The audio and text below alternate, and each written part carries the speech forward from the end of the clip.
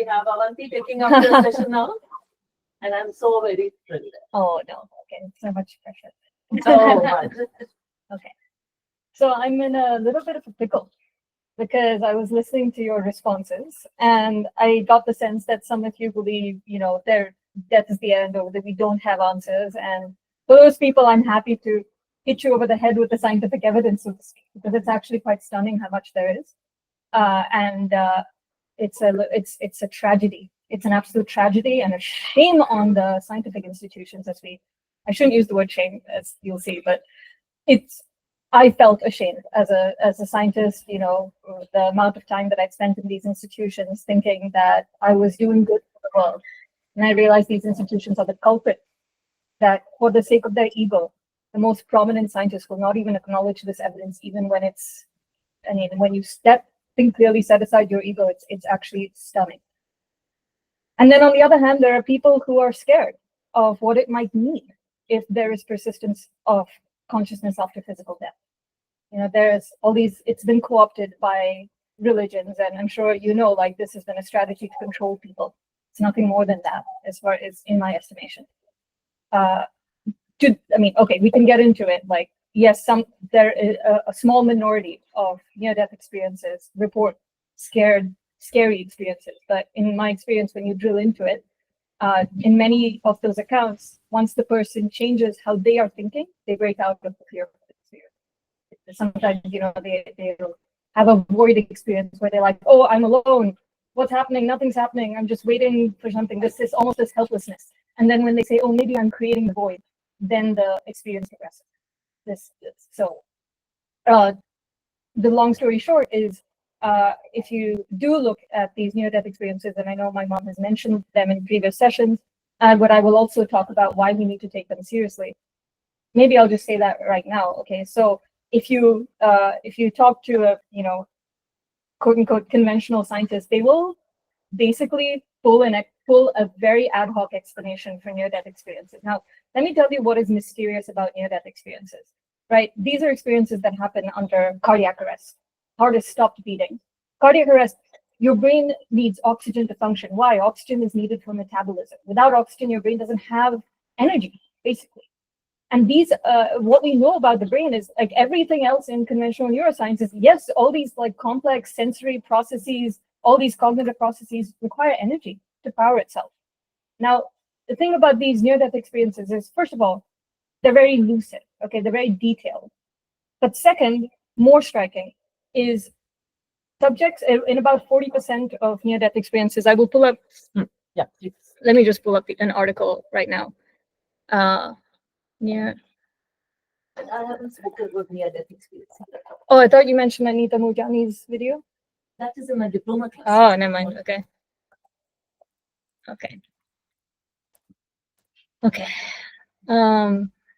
Are we sharing screen? Have I shared the screen? No, I am not sharing the screen. Let me. And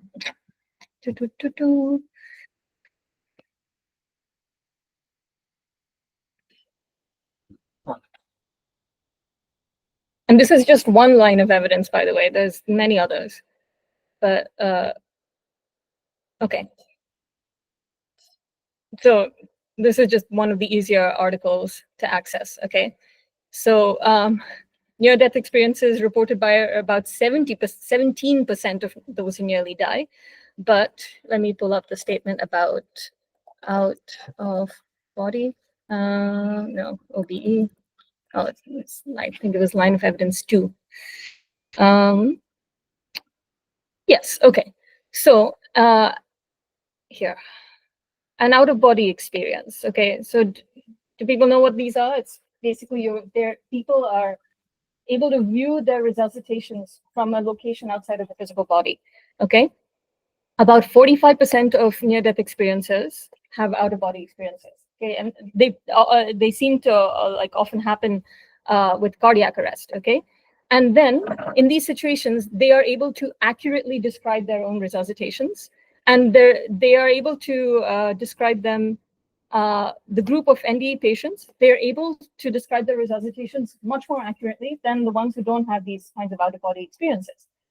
Not only that, but very often they are describing events that happen too far away for you to explain it as then like, oh, there's some part of the brain that's still working somehow. Okay, so here's the perspective shift that needs to happen. Now, one thing you need to be aware of is that when you hear something said very often, like from the time you're a kid, you hear it that, oh, if you're thinking, oh, it's your brain that does the thinking. Like we hear this so often that at some point we just like assume that the brain does all the thinking. We don't even pause to question that paradigm. And it's not even natural. Like you just sometimes you hear it so often, you think it's true. But just because you hear it often does not mean that it actually has merit. All the arguments used by neuroscientists to say, oh, we know that the brain creates your conscious experience. The argument is entirely of the form that when you inactivate certain regions of the brain, you lose signals in your consciousness that are associated with those regions, or otherwise, you find some process in the brain that is linked to what people report as their conscious experience. And from this, they have concluded that the brain creates consciousness. It sounds reasonable, but I want you to take this perspective. You guys know those virtual reality headsets that you can wear? Okay. Imagine that you're kind of, from birth, you're kind of glued to this virtual reality headset, okay? Most of the signals in your consciousness that you're experiencing will originate from the virtual reality headset. If you damage the virtual reality headset, you will lose signals in your consciousness associated with what's coming from the headset. Somebody who's studying the virtual reality headset will say, oh, look at all these electrical circuits activating in the virtual reality headset. When they activate, then people report seeing all these colors. From this, we can conclude that people's conscious experience is created by the virtual reality headset. Now, you see there's a problem in that argument, okay? It's just because the majority of the signals in your conscious experience are originating from the brain, that does not mean that you are the brain. Like if you take off this virtual reality headset, you can still have experiences. And what's happening during these near-death experiences, it's very important to remember that the brain is deprived of oxygen. That is like unplugging the power source of the virtual reality headset. Think about that.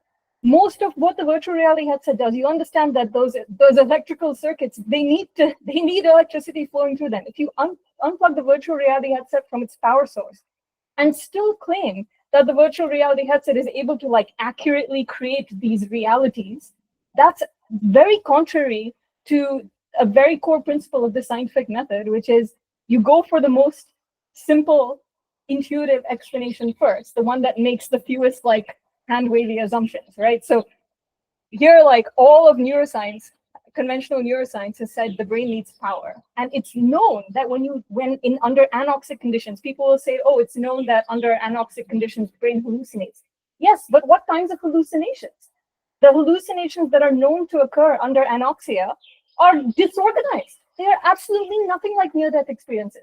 And then hand-wavily, scientists will say, oh, near-death experiences, oh, we know the brain hallucinates under anoxia. It's just that. And unless you have the confidence to question it, and we are not trained to question authority figures, unless you have the confidence to question it, the confidence in your own, like, this is another really terrible thing. It all ties together. From a very young age, the educational system trains children to associate confusion with stupidity. Oh, the child is confused. Everybody else understands it. Oh, it's because you're stupid. So what do? We learn to be afraid of confusion. We treat it as, oh, we don't understand something. The big scientist is saying it, must be something wrong with us. But let me tell you, the most valuable contributions I made during my PhD, which is at Stanford, for those who, and I'm not saying that, I'm just saying that to like be like, I know what it takes to like be respected in these academic circles. I had those skills. The most valuable contributions I made simply consisted of noticing things that were in plain sight. And how, like one of my most memorable, late stage of my PhD, I didn't even have a background in like theoretical thingies, but these big name professors had published this method, and I read it and I'm like, I feel like there's an easier way. It was just like listening to like this kind of confusion, like why didn't they just do this easier way? And long story short, some of the most valuable contributions that you can make, even in these fancy places, comes from just noticing, oh, I'm kind of confused about what this big name person said, asking about it, and it's gold. Now, like that paper has over 100 citations that came from being like, why have they done it this way? Isn't there a more intuitive way to do it?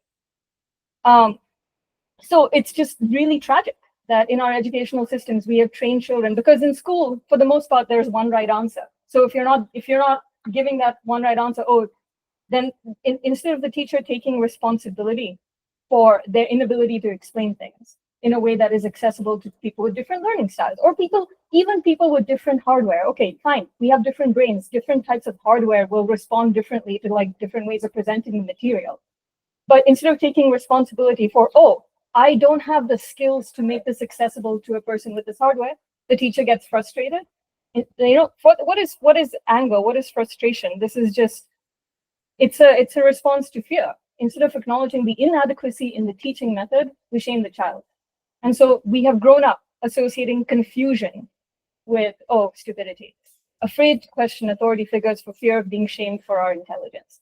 That has propagated to people just not questioning this argument that, consciousness is created by the brain. I mean, the alternative paradigm, it's even I didn't see it for a long time.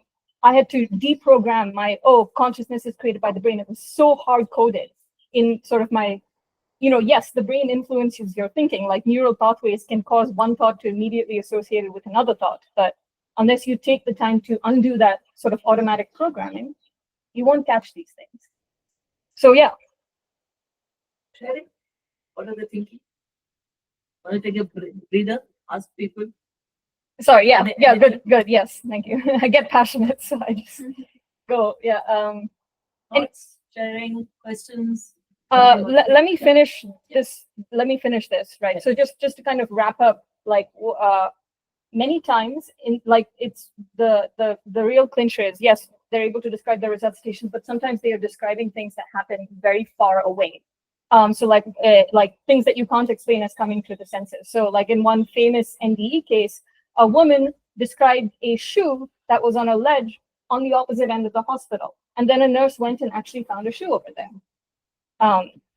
So yeah, and that Anita and it's, yes, often describing, I could see what my loved one was wearing as they got off the plane. I've heard this in two different NDE stories, actually multiple, but so it's actually close to, I think it was a survey, I'm calling from memory, about 45% of near-death experiences also involve this about the same number as out-of-body experiences. They have this ESP type component, and of that 45%, 17%. So, okay, anyway, a pretty large fraction claim that those experiences were verified. So it's typical, actually, of near-death experiences. So what's happening is that the person is dying.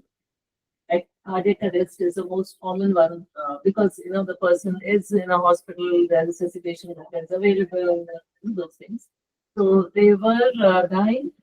The heart actually stopped beating, and in many cases they were like, okay, this person is dead, right? But we wait for the moment the heart stops, we don't just hit clear them. And then the person is.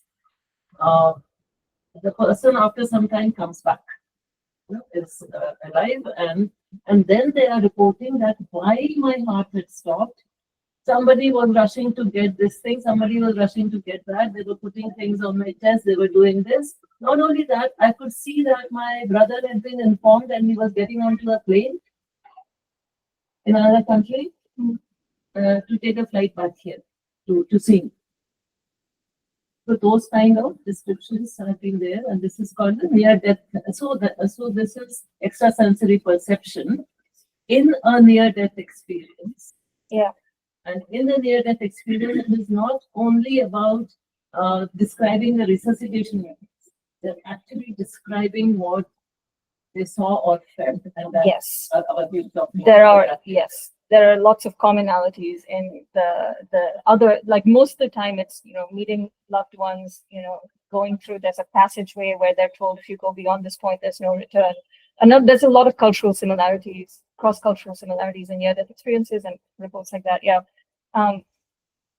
You wanted any questions? Anything? Yeah. So I'll just one more sentence. So the paradigm shift basically is that rather than saying all of your conscious experience is created by brain activity, it's saying that your conscious experience, your consciousness, your awareness, the seat of your awareness is wearing the brain, like it's wearing a virtual reality headset. It is just tuned into the brain. And when brain activity ceases, it can start tuning into other sources of data. Not only that, but we are saying that in this paradigm shift, the brain is not the only thing capable of thought, because even during these near-death experiences where the brain is basically flatlined, people are reporting experiences, they're reporting engaging. Okay, and yes, when they tune into the brain, it seems like they often say that everything I experienced there, now I have to like kind of filter it through the paradigm that is imposed by the brain's activity. The brain is, has a very symbolic reasoning type of, well, it's wired to interpret things in a particular way. So sometimes it's like they're saying, I can't really translate the experience very well into the words for this reality. But what I'm saying is, one of like an important thing in realization in this is not all your thinking has to happen through the brain. There's a big portion of being aware of your thoughts and deciding which thoughts to pay attention to that I was never taught, but it's very simple to see. And it ties into like the willingness to question authority figures on this. It's how do you notice when there's a logical error or an error in general? If I say E equals MC cubed, how do you notice there was something wrong in what I said? You get a feeling. Before your thoughts, there's a feeling. And the feeling is actually the thing that's helping you catch logical errors. The feeling is actually helping you decide which thoughts are even worth listening to. And when you're in an educational system where there's only one right answer, sometimes you forget to listen to that feeling of confusion to catch, for lack of a better word, bullshit. And we have been fed a lot of bullshit, and we're not taught to trust our feelings. So that's how you catch the bullshit. Part of why we're not taught that is we might be catching a lot of bullshit our parents feed us if we were taught to listen to our feelings, our gut feelings. It's okay. But anyway, yes. So this is kind of the paradigm shift. And there is much more evidence, but I think this is, yeah. I have a question. Yes. Because I didn't really totally catch that thing about the brain wearing and that. The brain is not wearing. You, as the observer, the seat of consciousness, are tuned into the signals from the brain. That is what happens during physical life. You tune into the signals from the body. So you're like a soul. A soul. Your soul. Just use the word soul. Yeah. Is the window through which we are seeing. Yeah. Once we get rid of the window itself, then things are not. We can't really contemplate with what's going on anymore because we are, since birth, into seeing through that window itself, right? And not considering other sources where you could see. We often don't. We're not taught to think about. If we remove this window, then maybe more will be visible.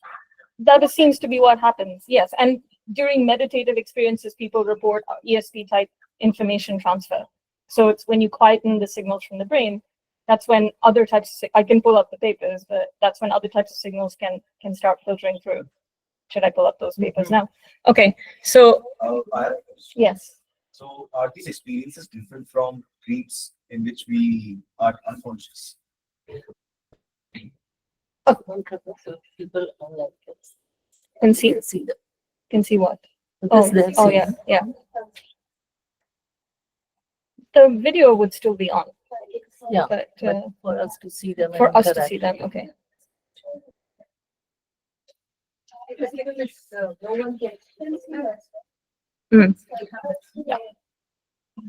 So I will kind of switch between the answering as a scientist and answering as a detective, because the nature of this evidence is, at some point you transition into like the data is not coming through a controlled experiment or even like, it's sometimes the data is just, I've heard all these anecdotes from delving into the spiritual field, from listening to near-death experience, listening to what quote unquote modern spiritual teachers, the ones who seem to have these types of abilities, extrasensory abilities, like based on what they've said, based on even what Indian spiritual teachers have said, I can give you an answer. So that's kind of me, but I'm reporting as a detective, right? These are clues that I have in order to give you your answer, which is about dreams. Okay. So as a scientist, I can tell you that there are studies that show that ESP abilities are amplified in the dream state, right? You can get, so there's something interesting happening. Consistently in Indian spirituality and across the board, and all these spiritual teachers are saying that dreams have a type of existence in sort of a consciousness realm So mutual dreaming has been reported. Two people interacting in mutual dream. Actually, therapists and their clients often have mutual dreams, where both will have a big, okay, fine. You can explain that as experiences happening around the same time, but sometimes there is like one person will say something very specific, and that information gets through to the other, right? So mutual dreaming has been reported. So you can imagine that in the dream state, it is as though our soul, this is consistently what is said, our soul can sort of partially tune out of the body, and it's can go into this other aspect of consciousness, other realm. And yes, so the answer is kind of yes. It's in the same way that in near-death experiences, they do seem to be going into some kind of other dimension, realm. These are the words that often get used. Something similar appears to happen during many dreams. Not to say that you should blindly assume all your dreams are containing ESP information. There's a huge component of you constructing the reality yourself. So this is what they say is possible, right? So yes, a lot of it is you are constructing that dream state, so to speak. And sometimes, you know, so in these experiences, they often say that we have guides, particularly souls that are incarnating on Earth. This Earth is actually considered a very challenging planet. You don't come here without help. So every one of us supposedly has entities that their role is to guide us. So sometimes like your guides might be able to visit you during dreams. One of the best things you can do. So you guys have heard of lucid dreaming, where you kind of become aware that you're dreaming and then you can interact with the dream.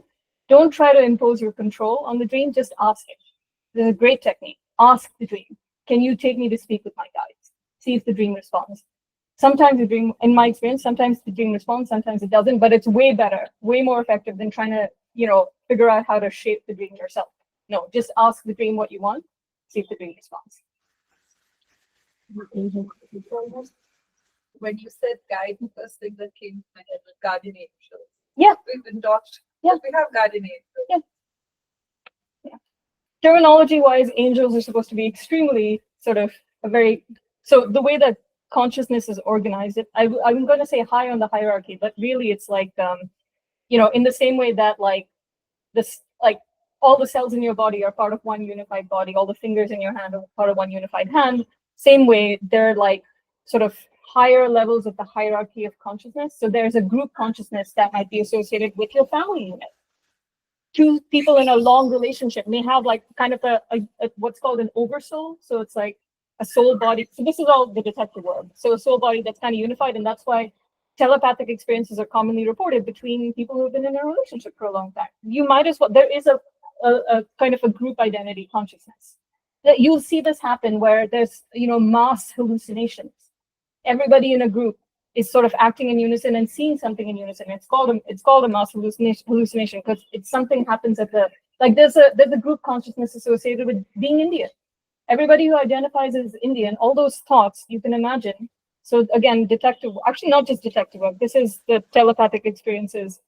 I'll pull up the evidence for that as well. But it seems that all your thoughts, yes, sometimes thoughts are shaped by the brain, like which neurons activate will control which thoughts are happening. But there's also, based on near-death experiences, thoughts can just happen in consciousness space on their own without a brain firing. And so those thoughts are supposed to have ripple effects and impact, they can be picked up by other people in this way. So if you think about everybody who's identifying as Indian is putting out thoughts about what it means to be Indian, all those thoughts can congeal into a consciousness of what it means to be Indian. And that's a group consciousness. And, so in the same way, if you go higher and higher, there's a consciousness associated with all of humanity. And then higher and higher in the hierarchy, you get to a consciousness that sees itself as everything. So in the same way that all your cells are part of one unified body, we are all cells in the body of humanity and in the body of all that is. So yeah. Should I pull up the more controlled experiments on these things? Okay, cool.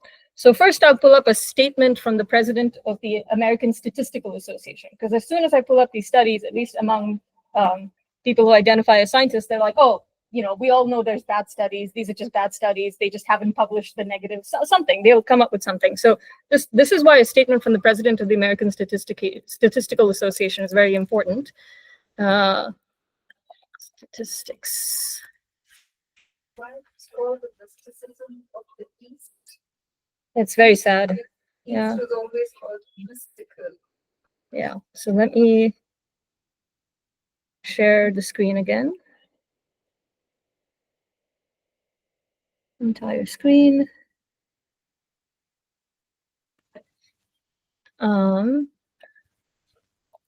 So this is Jessica Utz.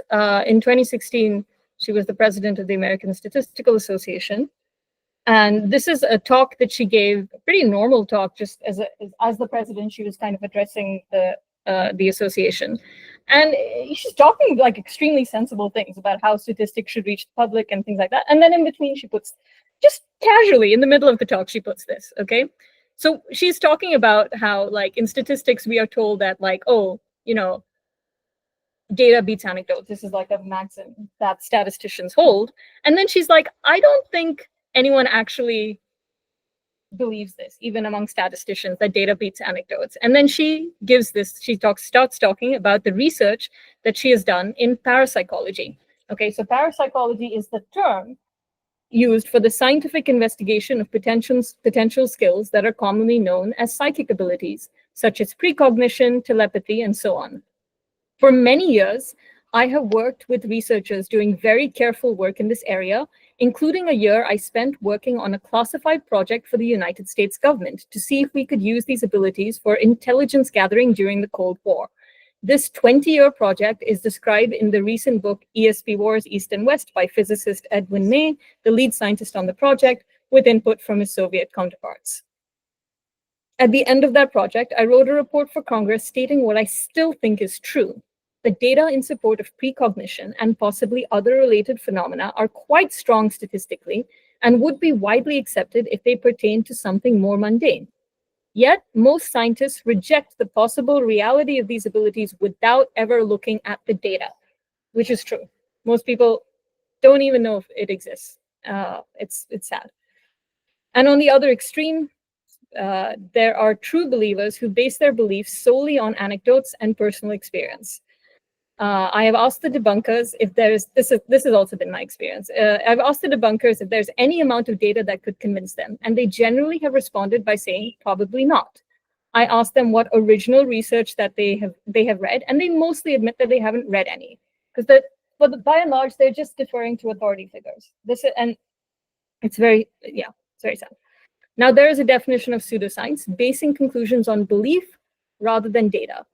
And then she says, when I've given talks on this topic to audiences of statisticians, I show lots of data.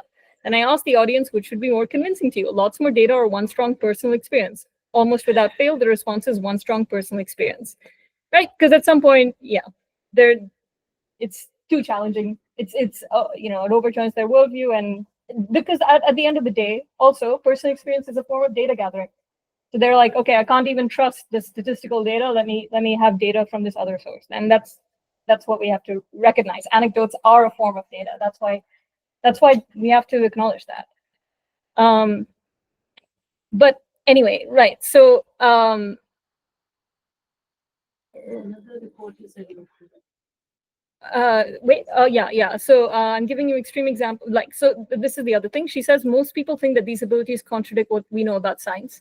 So I will tell you why that myth has occurred, just so that if you happen to be in a conversation with one of the people who are quoting this claim about why it breaks the laws of physics, you will know how to respond to it. I'll pull up the other data and then I'll come back to it. So yes, the other data. This was a review published in 2018 in the flagship journal of the American Psychological Association. Okay, so experimental evidence for parapsychological phenomena review. Yes. Okay. So this is published in American Psychologist. This is the flagship journal of the American Psychological Association in 2018. Okay.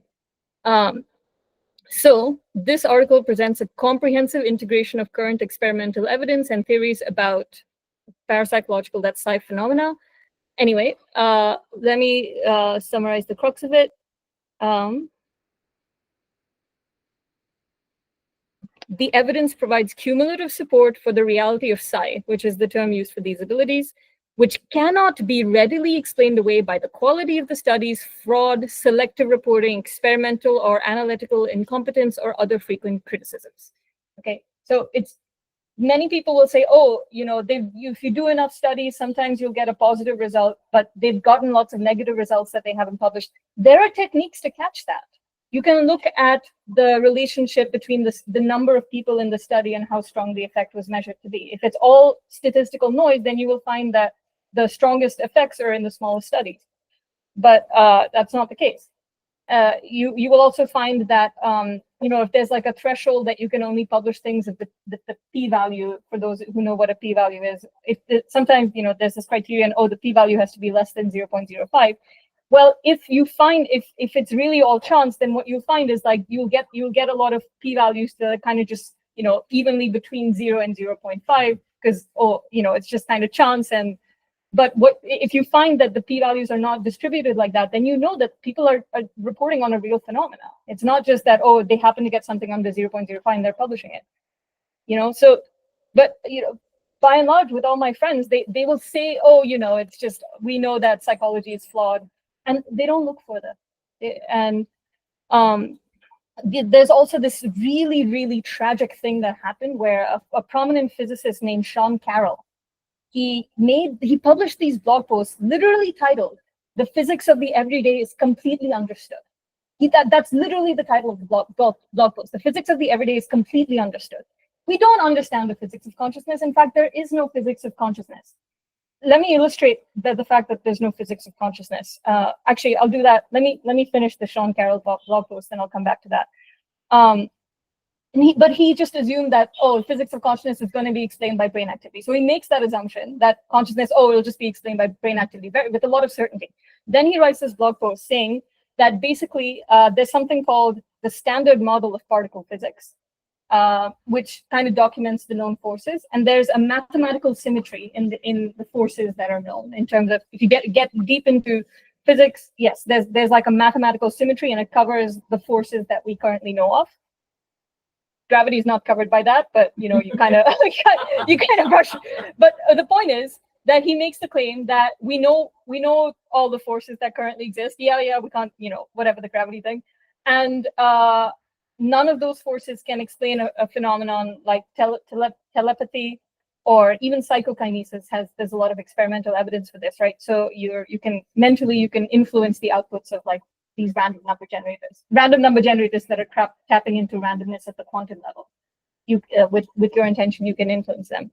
But he says that, all the forces that exist, even gravity, they taper off too quickly. They're not strong enough to create a phenomenon like telepathy. Electromagnetic activity, as the distance increases, the force drops off with the square of the distance. So basically, it's like you can't explain this through the known forces, therefore it doesn't exist.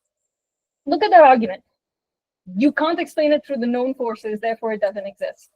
And there's like a symmetry to the known forces. Now, actually, the response to that, when I've looked at the evidence, is that these phenomena do not even work through what physics considers a force.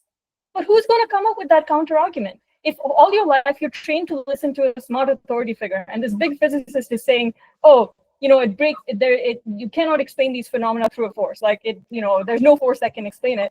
How are you, unless you're carefully like parsing the meanings of individual words and checking, where is the leap? You won't even catch that it doesn't have to work through a force, because we're so used to thinking everything works through a force. But these phenomena do not seem to work through a force. They seem to work through what has been assumed to be random. And in quantum physics, there are certain phenomena where they're indeterminate, right? There's a randomness to it, and it's just been assumed that the things that are modeled as random, there's nothing more. They're random. Actually, it is acknowledged that it's an open question. Literally, the term used is hidden variables. It's an open question whether there are hidden variables. That's the term. You open any quantum mechanics books, or at least the one that I opened, in the very first chapter, they acknowledge this. Yes, are there hidden variables that we haven't discovered that, if known, would allow us to predict the things that we're currently assuming to be random. And all the data from parapsychology, if you look at especially the way that certain phenomena work, the answer is yes. And even in quantum mechanics, there's this weird thing that where until something is measured, it exists in what's called a superposition of possibilities. And the process of measurement, and there's something called the measurement problem in quantum mechanics, where they don't even necessarily know what is a measurement, what causes this selection of one of the many possibilities that could occur. Somehow there's one possibility that we experience. What is causing that? It's called the measurement problem. It's an open problem. It's a major open problem. There's a physicist named Sabine Hossenfelder, who basically quit particle physics, and now she's making videos saying, I don't know what has gone wrong in particle physics. All the funding, they're just like looking for fancy particles they have no reason to know exists, and they're not working on the most important question, things like the measurement problem. But many physicists acknowledge, prominent physicists acknowledge, that it seems that the answer to the measurement problem is consciousness. You as your conscious awareness, it is somehow when the information comes into your conscious awareness, that is when one possibility of the many possibilities are selected. Because as far as we know from the laws of physics, that's entirely possible. There's no way to rule out that until you experience something, the possibilities existed. And when you experienced it, that's when you're kind of selecting from one possibility or out of the others. Have you guys, you want about to say something? Schrodinger's, yeah. Have you guys heard of Schrodinger's cat? Yeah. Please explain. Yeah, all right. So this is a thought experiment. Can you stop sharing? You can see the video. Yeah. Okay, so this is a thought experiment. And originally it was a thought experiment that was proposed to be like, look at how bizarre this idea is, that, you know, it is when you experience something, that is only when the possibility is selected. But I can come back to the evidence from parapsychology that actually supports this, that this is what is happening. So the thought experiment says that, okay, so, you know, you have these quantum mechanical phenomena, things like whether or not a radioactive decay event will occur, that, you know, it's governed by randomness, whatever that is. So let's say we set up this experiment, and again, the rules of quantum mechanics say that until a measurement is made, whatever that is, all the possibilities, all the scenarios exist in what's called a superposition combination. So you put this cat in a box, and you have a vial of poison that only gets released when a certain radioactive decay event occurs, okay? So that whether or not radioactive decay occurs, that's random. That means whether or not the vial of poison is getting released, that's random. And the cat is in the box, so when the poison is released, the cat will die. So that means whether or not the cat has died is random. And if you say that until you as a conscious observer open the box, until that point, from your perspective, all the possibilities exist, then that means that until you open the box, from your perspective, the cat is both alive and dead. This is called the Copenhagen interpretation, and it was originally proposed by Schrodinger. This thought experiment was proposed by Schrodinger to be like, haha, how bizarre is that?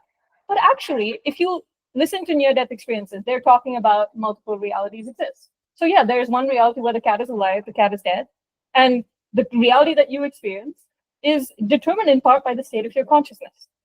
If you look at the evidence from these parapsychology experiments, what it is suggesting is, on the whole, your intention, your expectation of whether or not the cat is going to be alive is going to influence whether or not the cat is more likely to be alive when you open the box.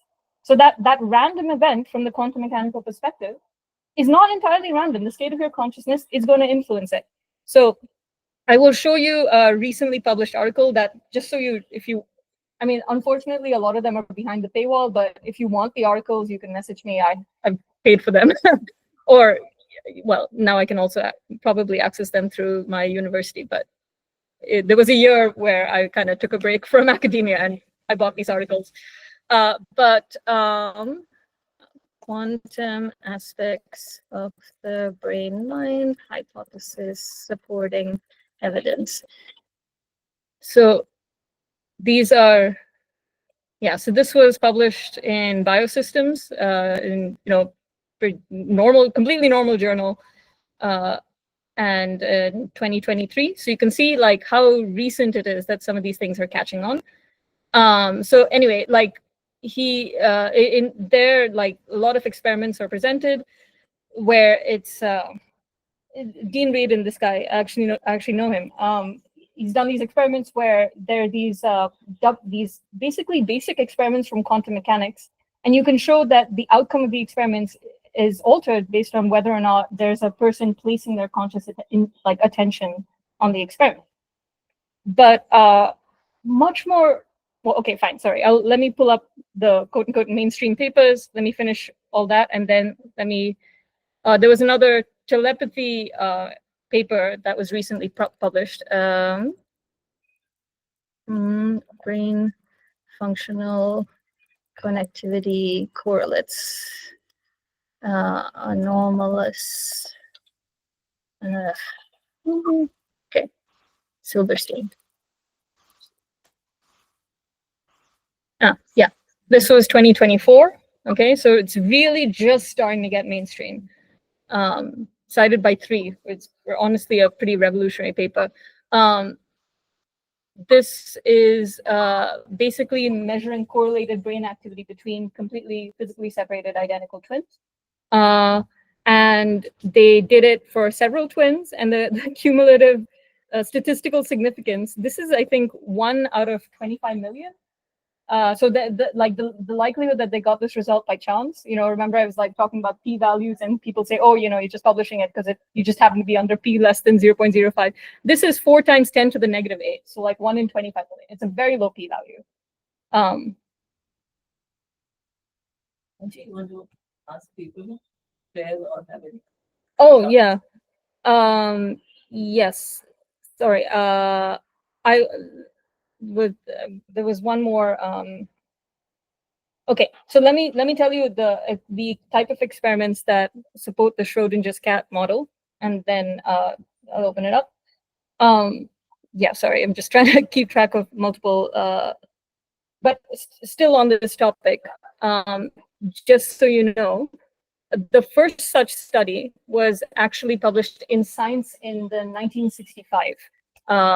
Science is like the most prominent journal, all right? So like anomalous electroencephalography. You go back to the last article. Oh, the twins, this one? Yeah, I mean, so I'm this is a, yeah, I mean, this is that was actually a follow-up to this work. So this one's also on twins. Interaction twins. No.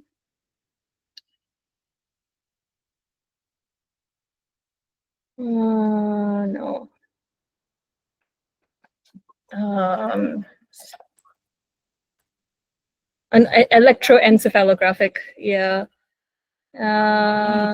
Yeah, it was basically they did you know what? Okay.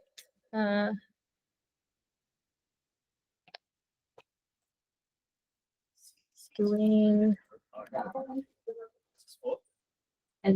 extrasensory, yeah. So this is extrasensory electroencephalographic induction. So 1965 in Science, basically it was published, and then there was a huge backlash. What did they publish? So what they published was basically that you take these one in a pair of identical twins, you induce alpha brain waves in one, get them to close their eyes or whatever, and then the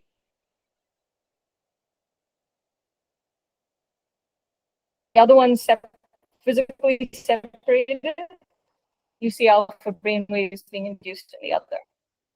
Okay. Actually, this study had ties to the Navy. They were using it for communication, exploring communication submarines, and that's one of the reasons it was able to get published. Right, they had pretty high level ties, and they got this published.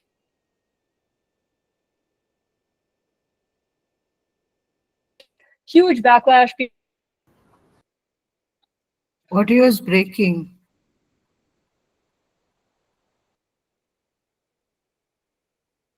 Cannot hear.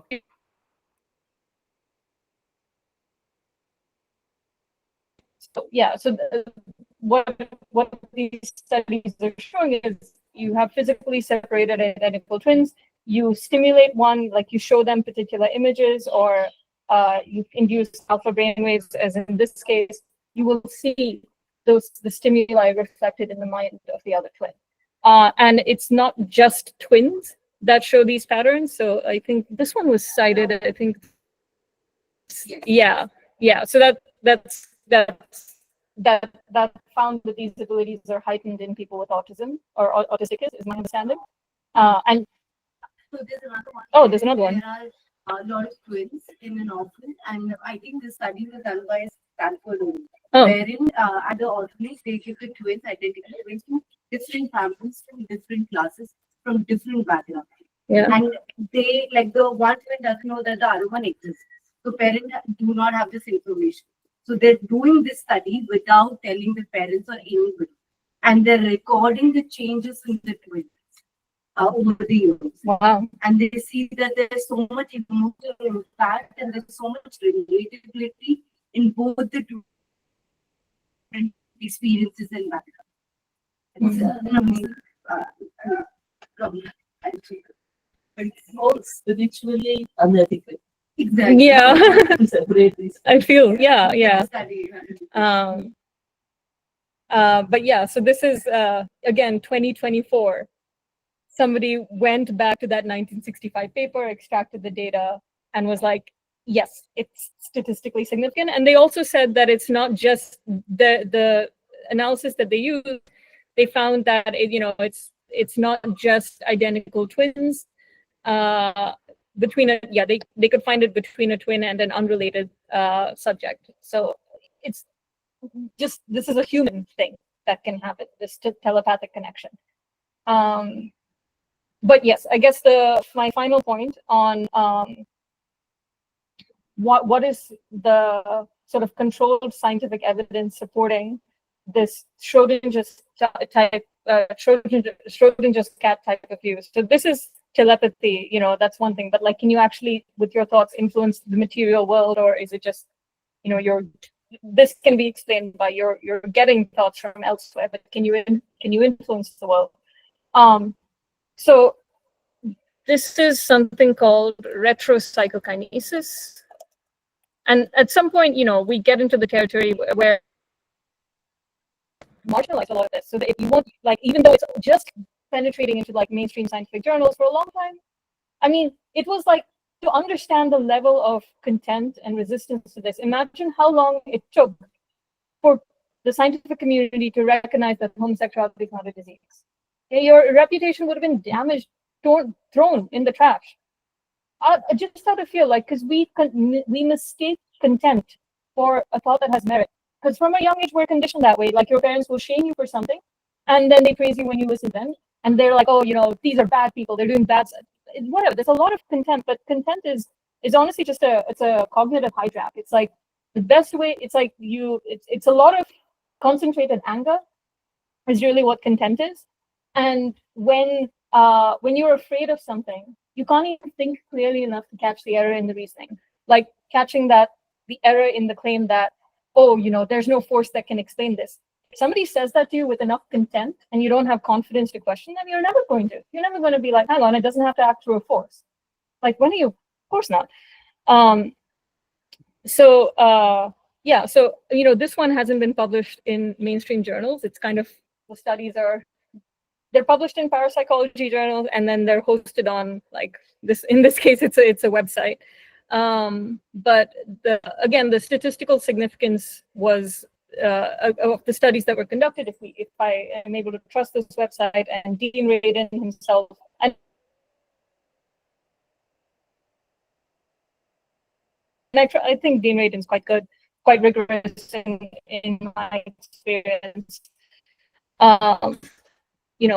He vouches for this phenomenon, basically.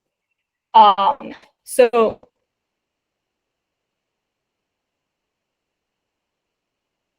you can kind of alter the outputs of random number generators. So let me tell you a little bit about how those experiments are set up.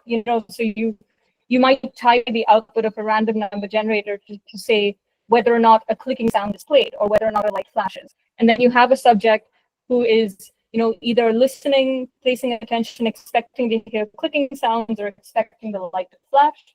And then you find that the light is flashing or the clicking sounds are played more often than you would expect if this could be explained just by chance, just by randomness at the quantum mechanical level. So it's like our intention is able to influence the outputs of random events. But So wait, so the clicking is happening randomly, the light is flashing randomly. it's tied to the output of a random number generator. So you have like these devices that are tapping into randomness at the quantum level, right? They're using phenomena like quantum tunneling in semiconductors or radioactive decay in the older days. And based on the output, you tie that to like whether or not the light is flashing or whether or not clicking sound is played. Okay, so let's say the random number generator produces ones and zeros, supposed to be 50-50. But whether or not, but you say if there's a 1, the light flashes. If there's a 0, the light doesn't flash. And then you have somebody expecting the light to flash, you will find that there's more 1s produced. I mean, it's a weak effect, but it's measurable and it is like reproducible. But the really remarkable part is in these experiments, the output of that random number generator, it was put on some recording device, okay? And then much later, it was played to the subject.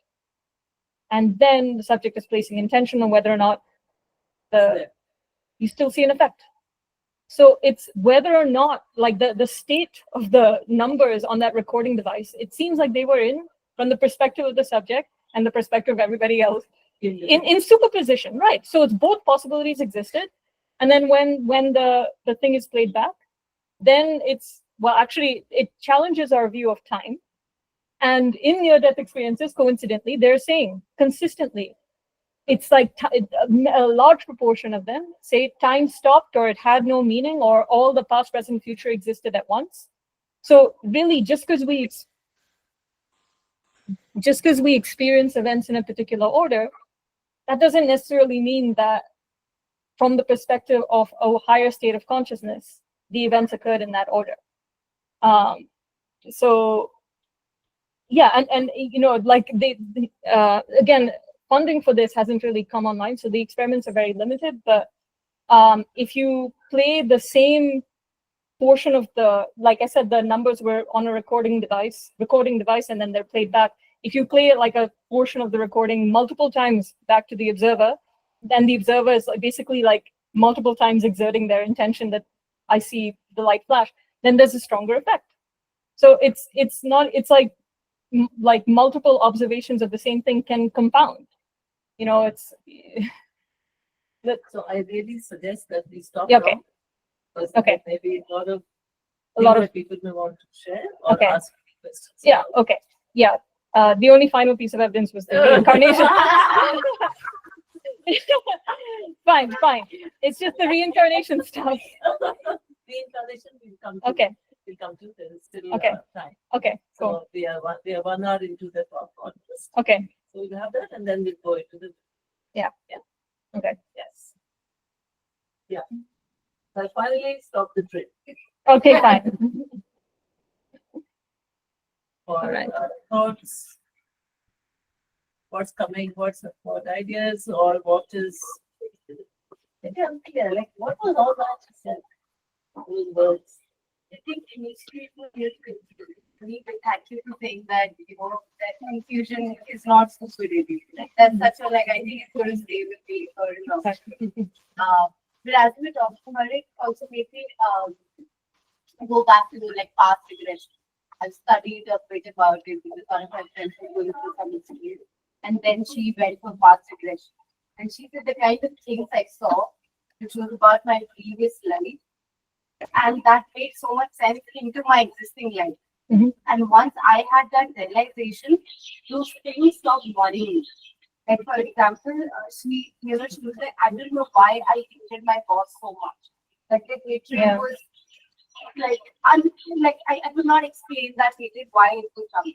And then when she did past regression, she saw her boss and who was her, like, he had sexually assaulted her and he stabbed her, and there was a mark on her stomach. Yes. And that mark was still in her current life. There at the same place where she was wounded in the last. Thank you for mentioning that, Thank you. because what I wanted to say was there's something called the Division of Perceptual Studies that has studied young children with past life memories, and they have found that birthmarks and birth defects on the child correspond to the location of wounds on the autopsy photographs of the deceased. And to explain this, like people will be like, what is the mechanism? when you think about the way that these sort of retro phenomena work, like your intention can influence the unfolding of chance, even developmental biology events towards a particular outcome. And I'm not just saying this, like there have been experiments done. There's a bit of mystery around even how developmental biology works. There were these experiments done in Michael Levin's, how things develop. It's seen, so in Michael Levin's lab in Tufts University, they did these experiments that they called the Picasso frogs experiments, where they took these embryos, or frog embryos, and they moved the eye somewhere, they moved the nose somewhere, they move all the organs, rearrange all the organs. Still, it develops into a pretty normal looking frog face, which means it is as though there is an encoding of what the final state should be, and then events unfold towards that final state, that final intention. So, and also in these near-death experiences, it's very clear that memory is not, even though the state of the brain influences how memories are accessed, memories do not appear to be stored in the brain itself. It's just affecting how they're accessed. So because in near-death experiences, even though brain's offline, they have very clear memories of very, very long ago past events, sometimes even past lives, and the events from their childhood, they're accurate. They like later verify them.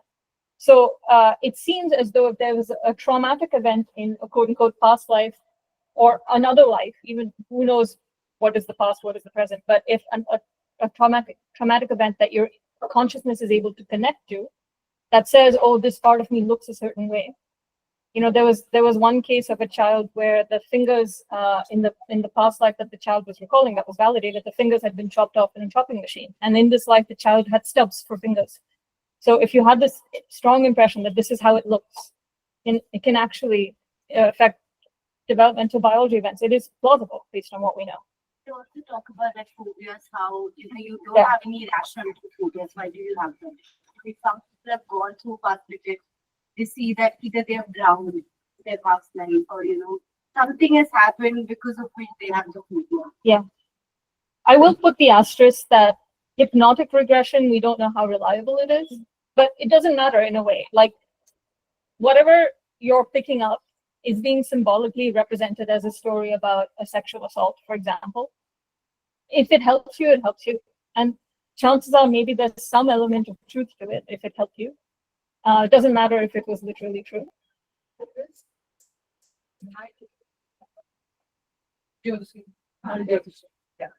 That takes you back so many. They check, isn't it? Or they take the points and they And tell that's a little bit more explain. All I know is this particular Nadi Jyotism, as in Jyotish.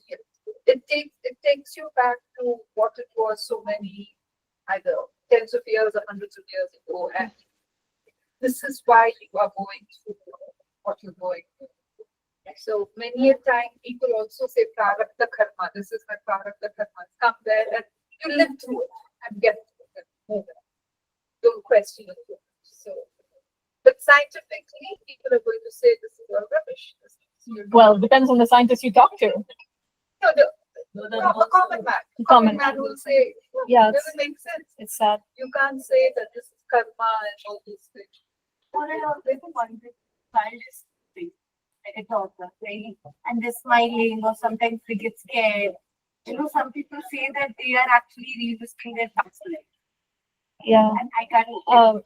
The children that are studied in these reincarnation stories, for the most part, it seems like if there's a lot of them have traumatic memories of the past life. It seems like, and it makes sense. Something very, like even in our present lives, PTSD is very hard to get over. Like the traumatic memories tend to stay with us. So it kind of makes sense that generalizes across lives. But yeah. Don't complete it now and don't make peace with it. Yeah. You could carry on that same thing. Yeah, well, I mean, I won't pretend to know what the process is, but yeah, it seems like they do show signs of PTSD. So there are two thick books on reincarnation and biology that document the cases of birthmarks.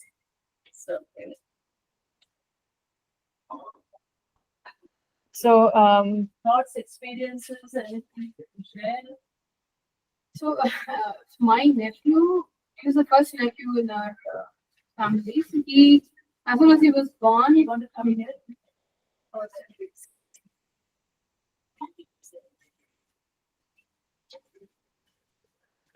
So it was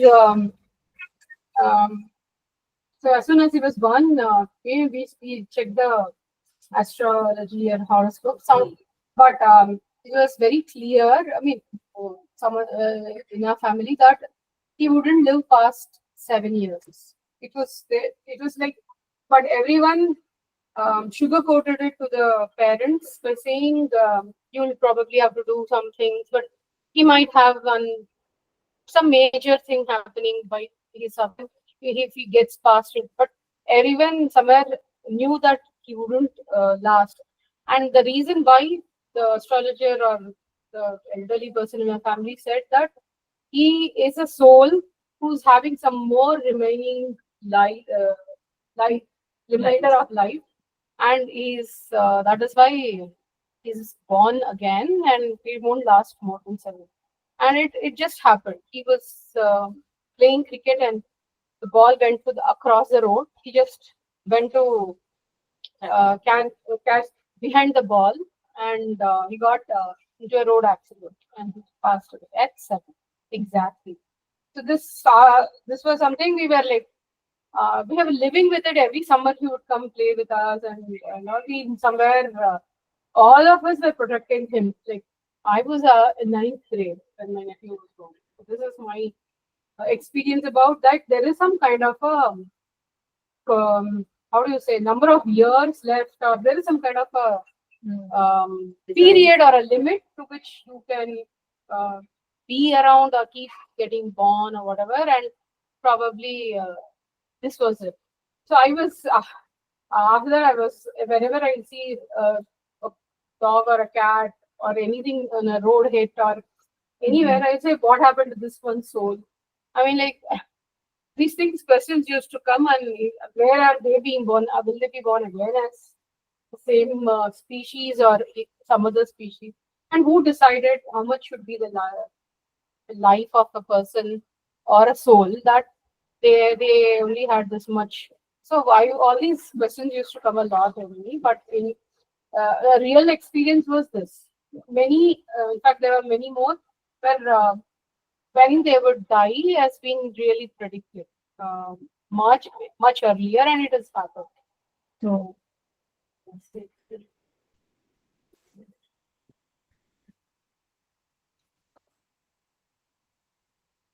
So since this topic of astrology has come up, I have looked into astrology myself, and the conclusion that I came to is that the best astrologers, the ones who seem to make uncanny and accurate predictions, they are using actually natural psychic ability, and they are finding explanations for that psychic ability in the chart. Because what I've seen with astrology is that it's actually, there's so many combinations. Every combination of planets can mean something. And especially Indian astrology, numbers of the names. I mean, I briefly was apprenticed to an astrologer, and I saw enough to be like, okay, almost any possible thing that if you're getting something through your intuition, you can find an explanation for it somewhere, some combination, some number somewhere. I don't actually, well, I won't pretend to know this, but based on what I've seen, the chart itself is not the story. So don't go to any random astrologer. They'll be reading the chart. You will there might be a lot of there seems to be a lot of nonsense in the chart itself, but go to I go to a psychic one who may not necessarily realize how they're doing what they're able to do, but it seems like it's what's called a permission slip. Like the use of astrology gives them permission to believe in their abilities. Maybe it's easier for them to believe it's coming from some other source, some higher source. A lot of people believe in astrology. A lot of people believe in astrology. That is the other confounder here. It's that if a lot of people are believing that something is going to happen at a certain time, well, actually, the data says that's going to increase the probability of it happening. Now, are they believing it because they were sort of precognitively getting the hint that it was always going to happen? That's hard to tease apart. But the question also here is maybe did the child know? Yeah. The child know about his prediction? or 7 years.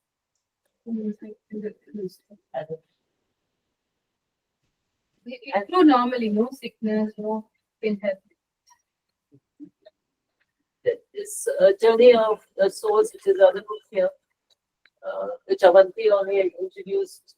me to That's this book. stories from hypnotic regression. Yes. And in one of the books, they were talking about how the soul actually, after passing on, the soul passes on, and then it is met by other souls who are its guides and mentors, and then it goes and then hangs out with other souls that the group of souls grow together. Communities. Like, we are all here, 30 people. We are connected to many lives probably in different ways. And we will evolve together. So, the soul actually hangs out with other souls of its group, like a group of a bunch of grapes. Yeah. And then introspect, like you had time on earth, how much were you able to express yourself?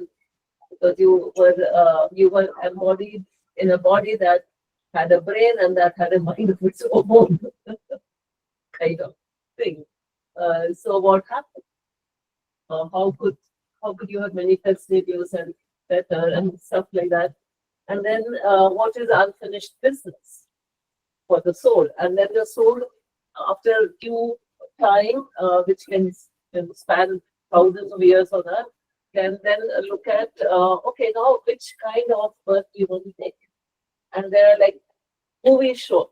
You want to be born like this, you want to be born like this, you want to be born to a king, you want to Yeah. be born to a slave, you want In near-death experiences, they also kind of say, like, it was one lady said it was like being shown a video game of this life, this life, this life, like a characters in like you're selecting a character in a video game. Yeah. And then you decide which one you get, the life that you have chosen, born into that. So very, very interesting. It's near-death experiences where they talk about how they have left their body, they can see it being resuscitated, and then they're met by people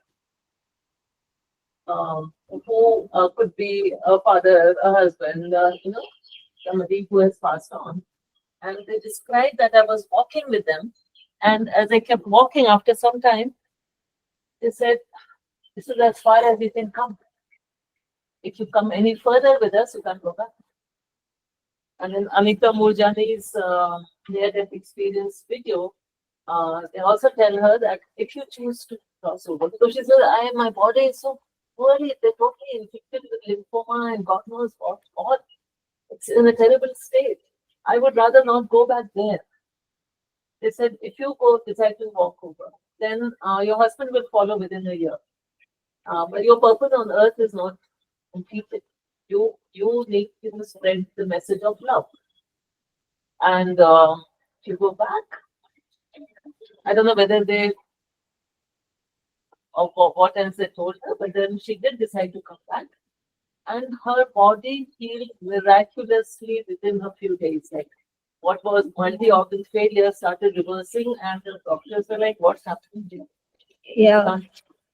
That's the other reason. And then there is even more evidence where it's like, what is the limit of what we are capable of if we truly had mastery over this? There's many accounts of miraculous healing from near-death experiences. I want to put something called Bengston healing on your radar, because this is the potential here is enormous if it's real. So the story of Bengston healing is that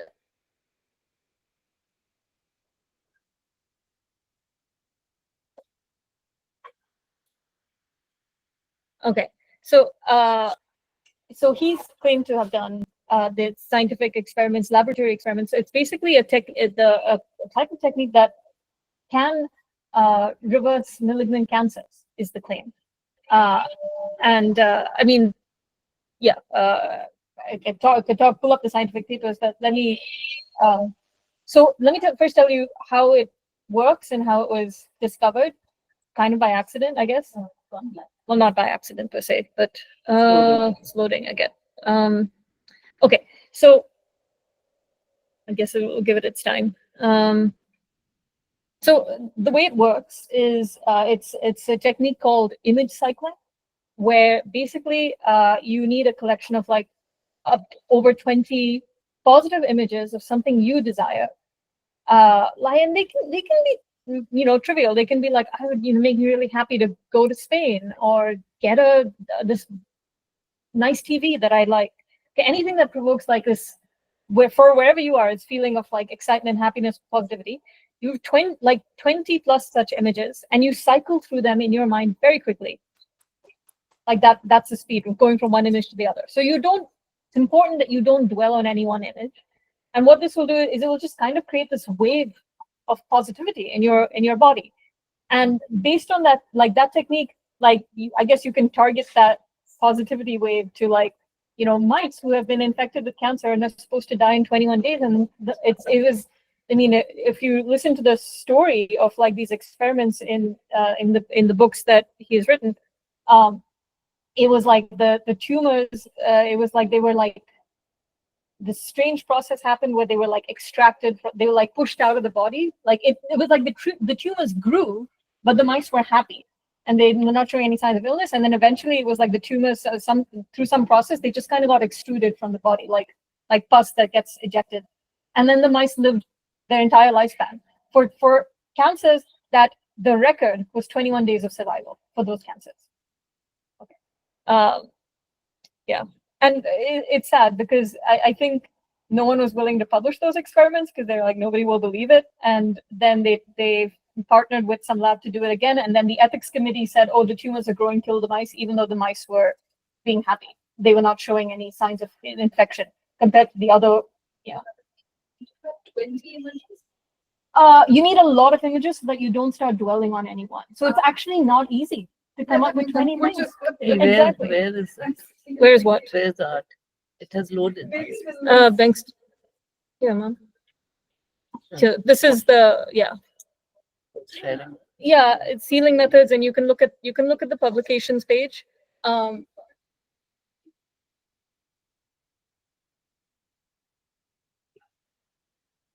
Yeah, I know that Dean Radin, again, that researcher I respect, has been involved in. He was involved in a publication where they showed that even for cells in a petri dish, cancer cells in a petri dish, when you target the healing method at them, they'll show improvement. And it was like the whatever this is, it can be stored in water. So you target the healing method towards water, and then you give the water that was treated with this technique to the cells, and they'll show changes in which genes are expressed. It's scary, man. It takes responsibility to another level. The thing with water, I mean, yeah, look at this, a double-blind, placebo-controlled clinical trial with using informed water. Thoughts. Yeah. It's not a medicine you're putting. So like many of these so-called fabrics, that's what they do, right? They or they spray to that food. So it's their energy. So it's not sharp. So it's like, yeah. It's another negative their form of thought. So it's a positive thought. Yes. Yeah. Positive thoughts and negative thoughts. Like the detective in me has heard this about water a lot. There have also been studies on, depending on the intention that is targeted towards water, like it affects the formation of crystals. I mean, a lot of people say that the studies aren't rigorous, but Dean Radin actually published these triple blind study on it, if I'm not mistaken. So it was, again, like a lot of them, it could be replicated a lot more before but there's no funding for this kind, and it's tragic because imagine how much money gets poured into cancer research. And so the story of Bengston healing, William Bengston was actually not the original healer. He met up with a guy who had just discovered that he had these kinds of abilities, kind of by accident. He didn't even believe in these phenomena, and then he discovered that by accident that, oh, I actually do have this ability to it was like anyway, you can listen to the story yourself. But basically, William Bengston then was partnering with this guy a lot, and then they would go around healing And it's you can't heal just anything. There's patterns in what you can heal. Like benign tumors, no effect. Really slow diseases like rheumatoid arthritis, no effect. But something very aggressive, and it's like the more aggressive the cancer, it's like whatever energy was making the cancer aggressive, William Bengston said that energy can get turned around. And then so the more aggressive the tumor, the more rapidly it heals. So warts, absolutely no effect. Even though supposedly those are the easiest to heal with these healing methods, absolutely no effect with this kind of technique. But yeah, so like the story is that like he went through all this trouble to set up these experiments with the mice, and then the actual healer backed out. And William Bengston was livid. He was like, "Why are you backing out?" I don't even know why the guy backed out, but then the experiment was set up, and then the professor said, "Okay, why don't you do it? You spend time with this guy." And so then based on the questions he had asked that guy about what happens, what goes through your mind when you're doing these healings, based on that, William Bengston tried to heal the mice, and it worked. And then he was able to teach it. He got university students. He recruited absolute skeptics, people who were like, "There's no way this is going to work," taught them the technique. They healed the mice. And at the end, they were still convinced that this was secretly a study on gullibility. Am I gullible enough to believe that I healed a mouse? Oh, God. That was, yeah. To any extent, not to believe Yeah. the accuracy. Yeah. They can't, I mean, And there were a lot of weird patterns that William Bengston was describing. I feel like whatever this was, it like kind of like it could get transmitted with the healer, because he said that very often what would happen is they'd have control mice that were dying, and then the students were told, like, because the original healer said, if I am even in a building with the control mice, they will heal.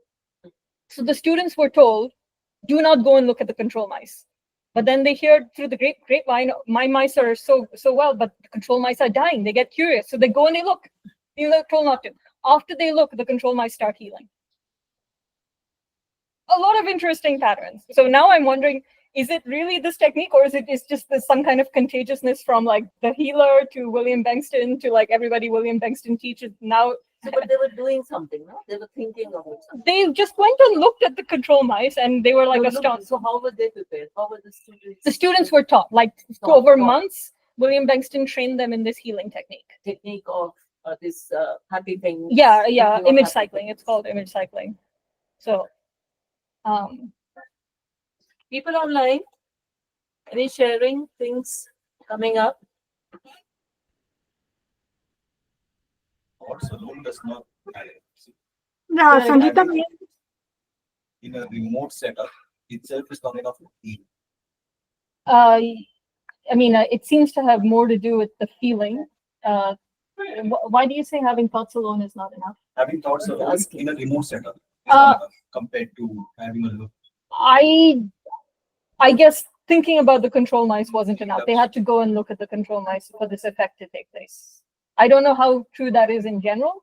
I think there have been, my memory saying, for these water experiments, sometimes the intention was sent from a distance. I don't know. I don't think we know enough about like the conditions of the intention. I do think that there are distant healing experiments that have come out positive.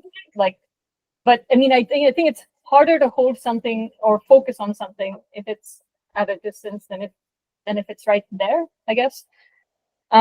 Consistently spiritual healers, so this is more the detective in me giving you an answer. They will say that you don't have to be physically present, right? Even the connection that happens over video or Zoom, like they can feel those connections just as well, I guess. So I just wanted to know, like, how does an individual identify if the thoughts or feelings are coming from the brain or the universal consciousness as well? So the brain is, So I and think sorry.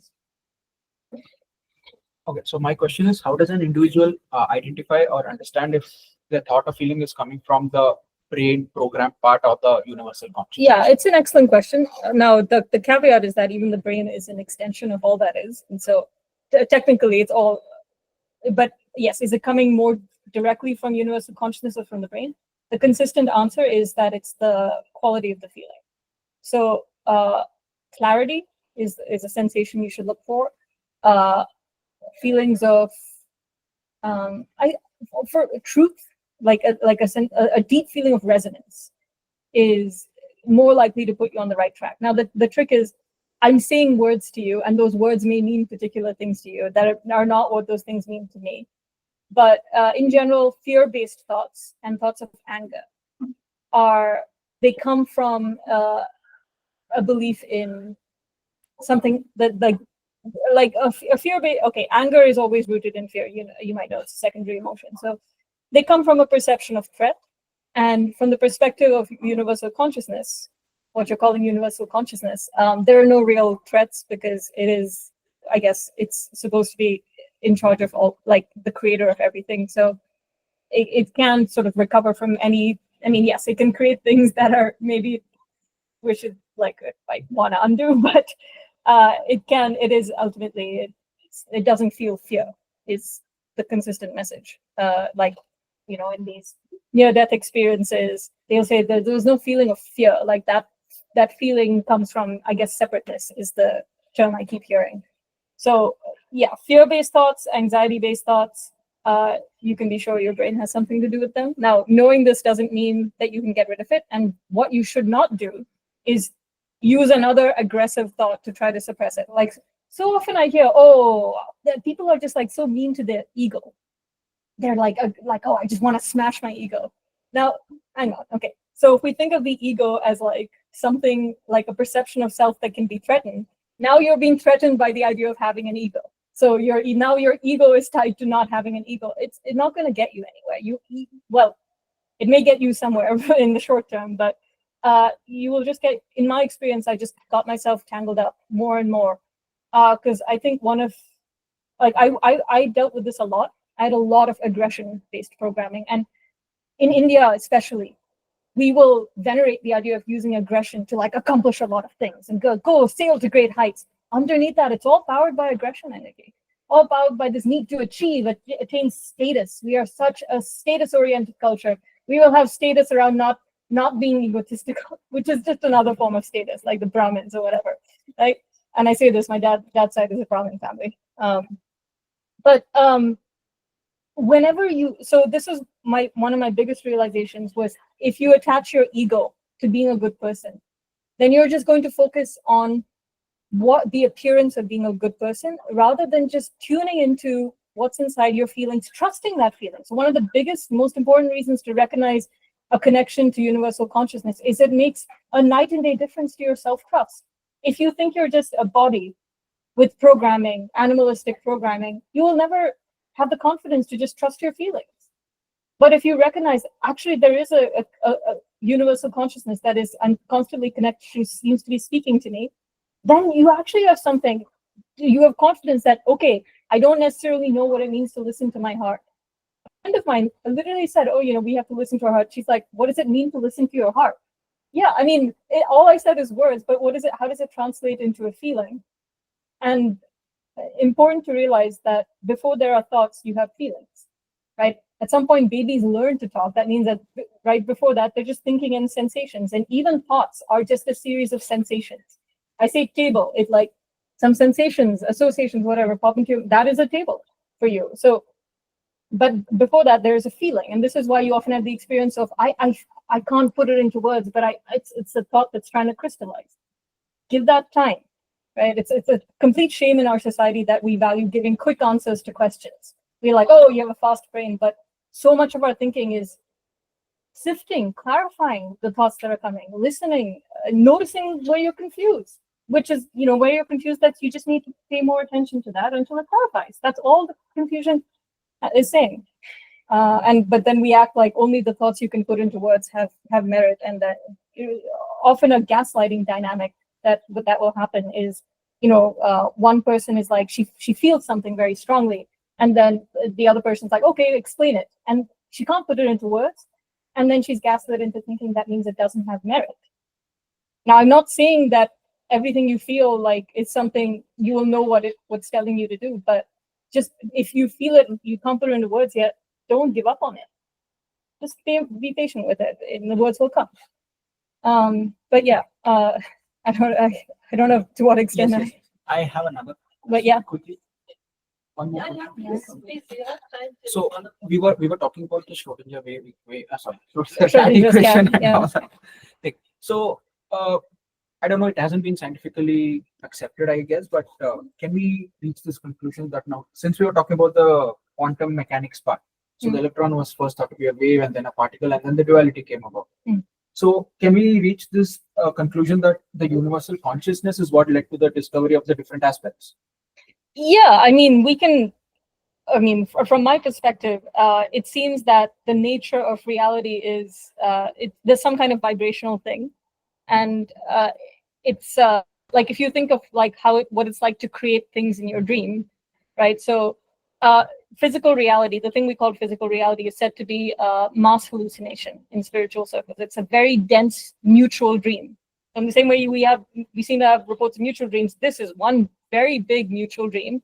The more people believe in something, the more its sort of consciousness crystallizes around that. So there's a lot of collective belief powering this dream, and that's why it appears solid. I mean, just whatever fragment of consciousness or whatever limited awareness you have when consciousness is looking through your perspective, you may not be able to override what's in this dream, but there are reports of people who are able to do that. But anyway, yes, physical reality, yes. This reality it seems like a product of a collective belief about what the laws of physics are even. And there's reports now that like the universal constants in physics are changing, which to me, it's what you expect if they are powered by belief. If the belief about the state of the universe shifts, then the universal constants that are, underpinning how strong particular forces are, they can also shift. Yeah, and we have this whole things of physics at micro level, but not at the larger level. Quantum mechanics describes the physics of the very small. Gravity describes the physics of the very big. There should be one. And we're not able, an open question in physics is how to unify it. And honestly, the gravity, the laws of the very big, like dark matter, it's dark matter. What is dark matter? We couldn't explain this with the existing laws, so we invented a concept of dark matter and we say there's flexible amounts of dark matter, whatever is needed to get it to comply with our models. It's literally the definition of, in statistics, you call that overfitting, which is you just take some quantity and you tune it to whatever you need to get your model to work. And that's what they've done with dark matter, it seems. No, there's a lot we don't understand, especially at the cosmological scale. Yeah. So is it like the apple never fell on Newton's head, but to give a logical end to him discovering gravity and all those things, it is like the apple fell on his head? I don't know the story. Wait, I mean, the apple may have triggered inspiration, like. I don't know, like it's a very ambiguous state for everyone to think about this, but yeah. I feel like I didn't fully get what you're trying to say. Like, It's like since we're talking about extremely large things and extremely small things, the gravity and the quantum things part. So is it like the universal consciousness led him to discover gravity? well, we are part of universal consciousness, so it's like whether he discovered gravity or whether universal consciousness discovered gravity, there's not really a distinction from the. So let me give you this framework for understanding. This is how I think it seems to work based on, again, the hints I've received. All right. So imagine this, and I'll give you my understanding of the reason everything exists, why we're incarnating on places like Earth. So imagine you're in the perspective of the one creator, universal consciousness, in a very early stage of understanding itself. Okay. So what it finds is that, again, this is coming from like channeled works, like people who go into these altered states of consciousness, and then this wisdom, what seems to contain wisdom or clarity, comes through in some stories as well. So I'm going off the stories. So it's a state where like any intention you have that manifests, and it's all very changing very quickly. And then, let's imagine that it finds that some patterns that it is experiencing, depending on how it responds to them, it can make things even worse for itself, like go into kind of like so let's say it gets a pattern that it's not fond of, and it responds to it with like an aggressive pattern. Then that makes the situation even worse. Okay, so it can go into a negative spiral. But if it responds to it in a harmonious way, trying to integrate it, then the creation stabilizes. What it's created stabilizes. Okay.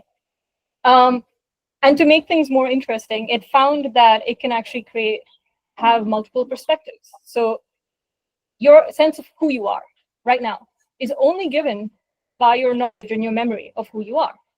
if I took whatever consciousness is looking through you and I took it and I put it in my mom's body with her memories, and then it would think that it was her. Okay. So,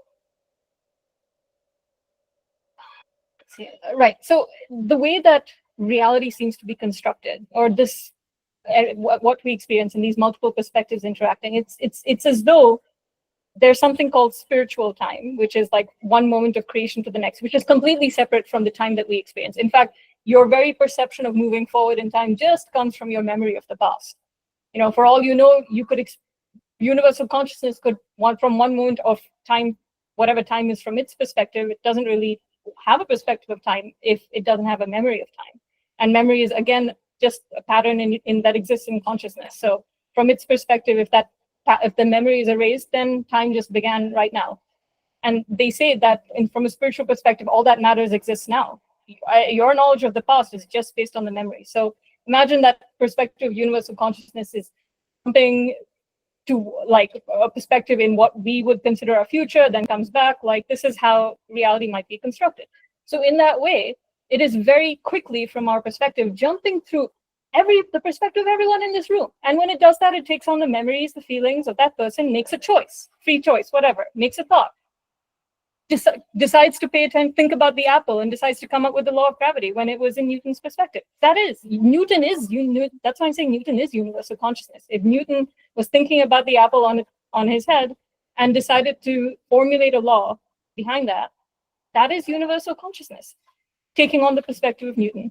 And there have been that story that, you know, the idea came to me and then she ran behind it. Yeah. Oh God, Elizabeth Gilbert. So yes, people's creative processes, you are right that so here's a statement I've heard.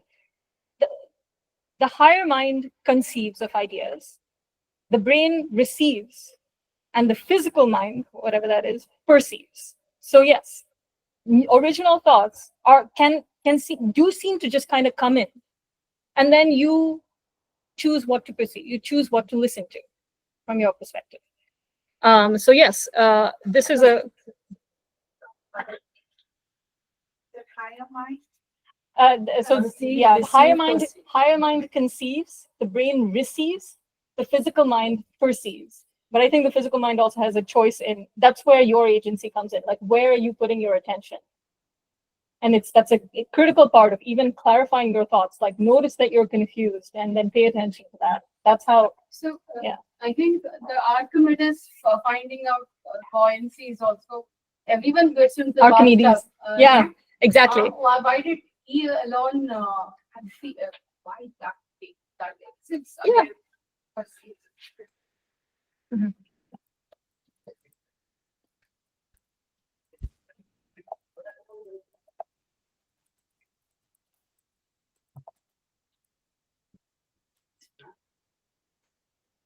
Yeah.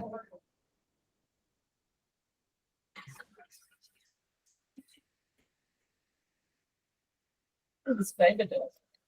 Yeah, I can describe it. So this is the talk in which Elizabeth Gilbert is talking about a poet who was describing her creative process. So for creative types, this is very important. And for a long time, the term genius was not something a person was. It was something a person had. Genius referred to a creative spirit, the muse that was supplying ideas, which, by the way, when I had my sort of kind of spiritual experiences, I came to embrace this. I was having a lot of creative ideas, and I came to embrace the idea that they are coming from elsewhere. When I dance, sometimes I won't know what step I'm going to, and I'm told I'm a very good dancer, but I won't know what step I'm going to do until like a millisecond before, like often, or sometimes even after. Sometimes my body will just be dancing and I'll notice, oh, you came up with some interesting moves there. It's like, it has its own separate consciousness. But anyway, so in this case, she's talking about a poet who was describing her creative process, and the poet would like work on a farm, and It's going to take very long. going to take very long. Okay. So she said that she would feel a poem coming down the hills, and when she would feel it coming down the hills, her one job was to go find a pen to write down the poem. And then when the poem would pass through her, the words would come. And if she didn't find the pen in time, then the poem would continue in search of another poet in her mind.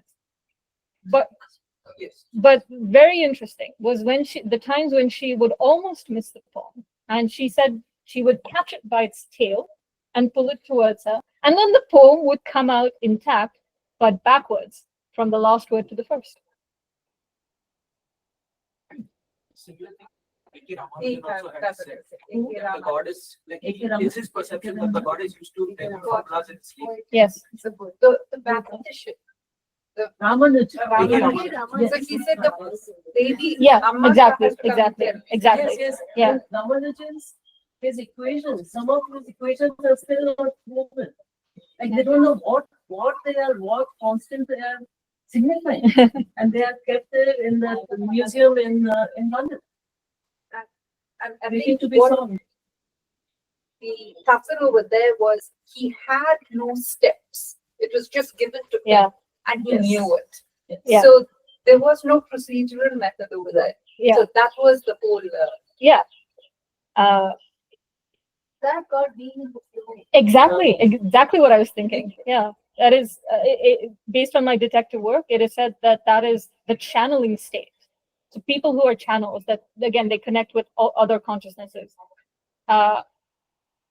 Several of which, just FYI, claim to be from extraterrestrial civilizations on Earth now. Just so you know, a lot of people go deep into spirituality, go into these altered states of consciousness, making connections. Many are reporting contact with extraterrestrial beings, benign extraterrestrial beings.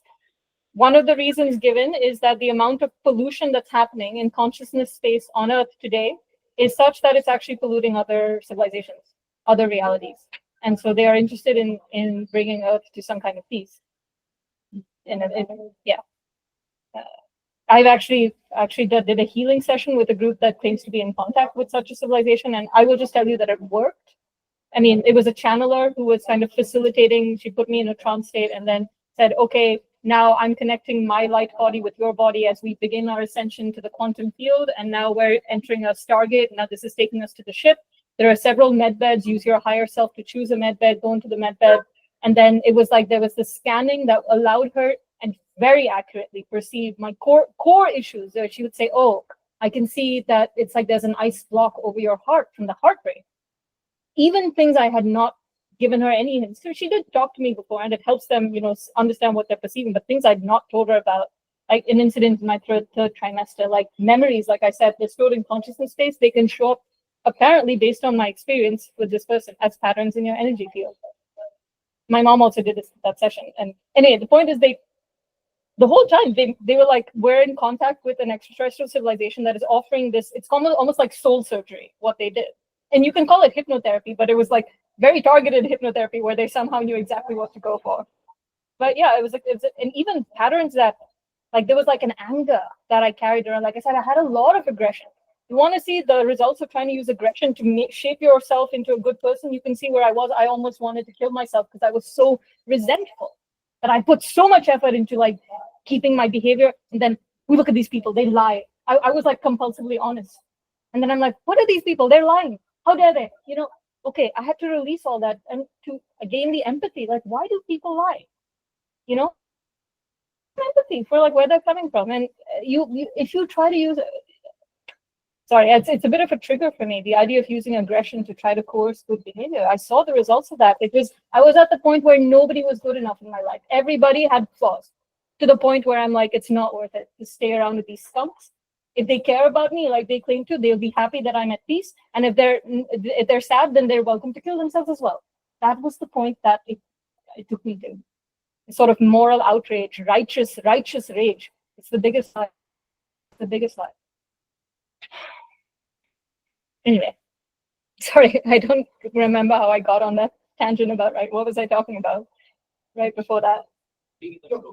Oh yeah, being in the flow, and then sorry, this healing session with extraterrestrials, they perceived this significant rage. And she kept asking, she was like, it's like a toxic pattern that you engage in. And I'm like, I don't know, I don't really drink. I couldn't think. She's like, no, it's not something you're doing physically.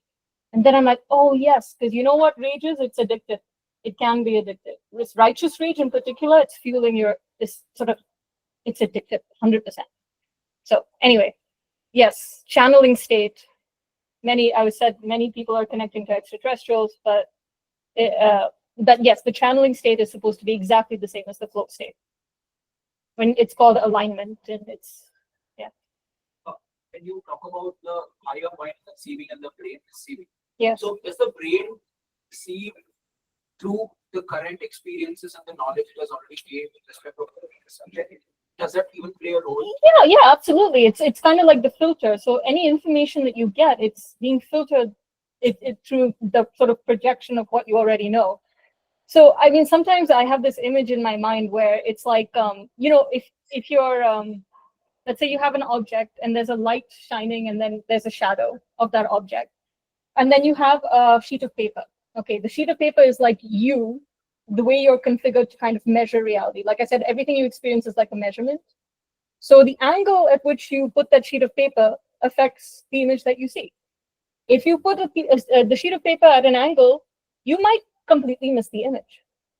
But if you put it at the right angle, then you'll get a very clear depiction of the image. So this is kind of like how, depending on the filters you have, you may completely miss a particular phenomenon. You may just not even see it. On that note, it's quite many a time it has been reported that the same idea Yes. came to different scientists Yes.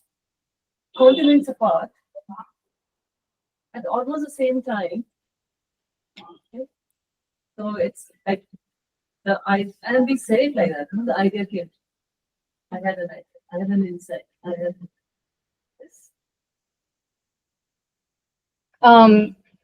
People with psychic experiences. So they did this study in Yale, looking at the people who had been diagnosed with schizophrenia and people who were clairaudient. That's people who are hearing voices but interpret them as evidence of psychic ability and are often working as professional psychics. By the way, I actually know somebody who has psychic ability and doesn't work as a professional psychic, just uses it to help her husband's business. Because I assume if these abilities work well enough, you can just use them for anything. But anyway, these ones are working Yeah, professional report psychics. fundraising because- Yeah. I mean, I don't know. Maybe I just don't want to take advantage of her, right? It's just I don't want to start asking her for things. She's like, whatever. You're like, maybe. I mean, I think if she knew you, she'd be happy to help you, actually. But anyway, just want to be careful with a friendship like that, right? It's so tempting. You can ask them anything. But oh no. Anyway,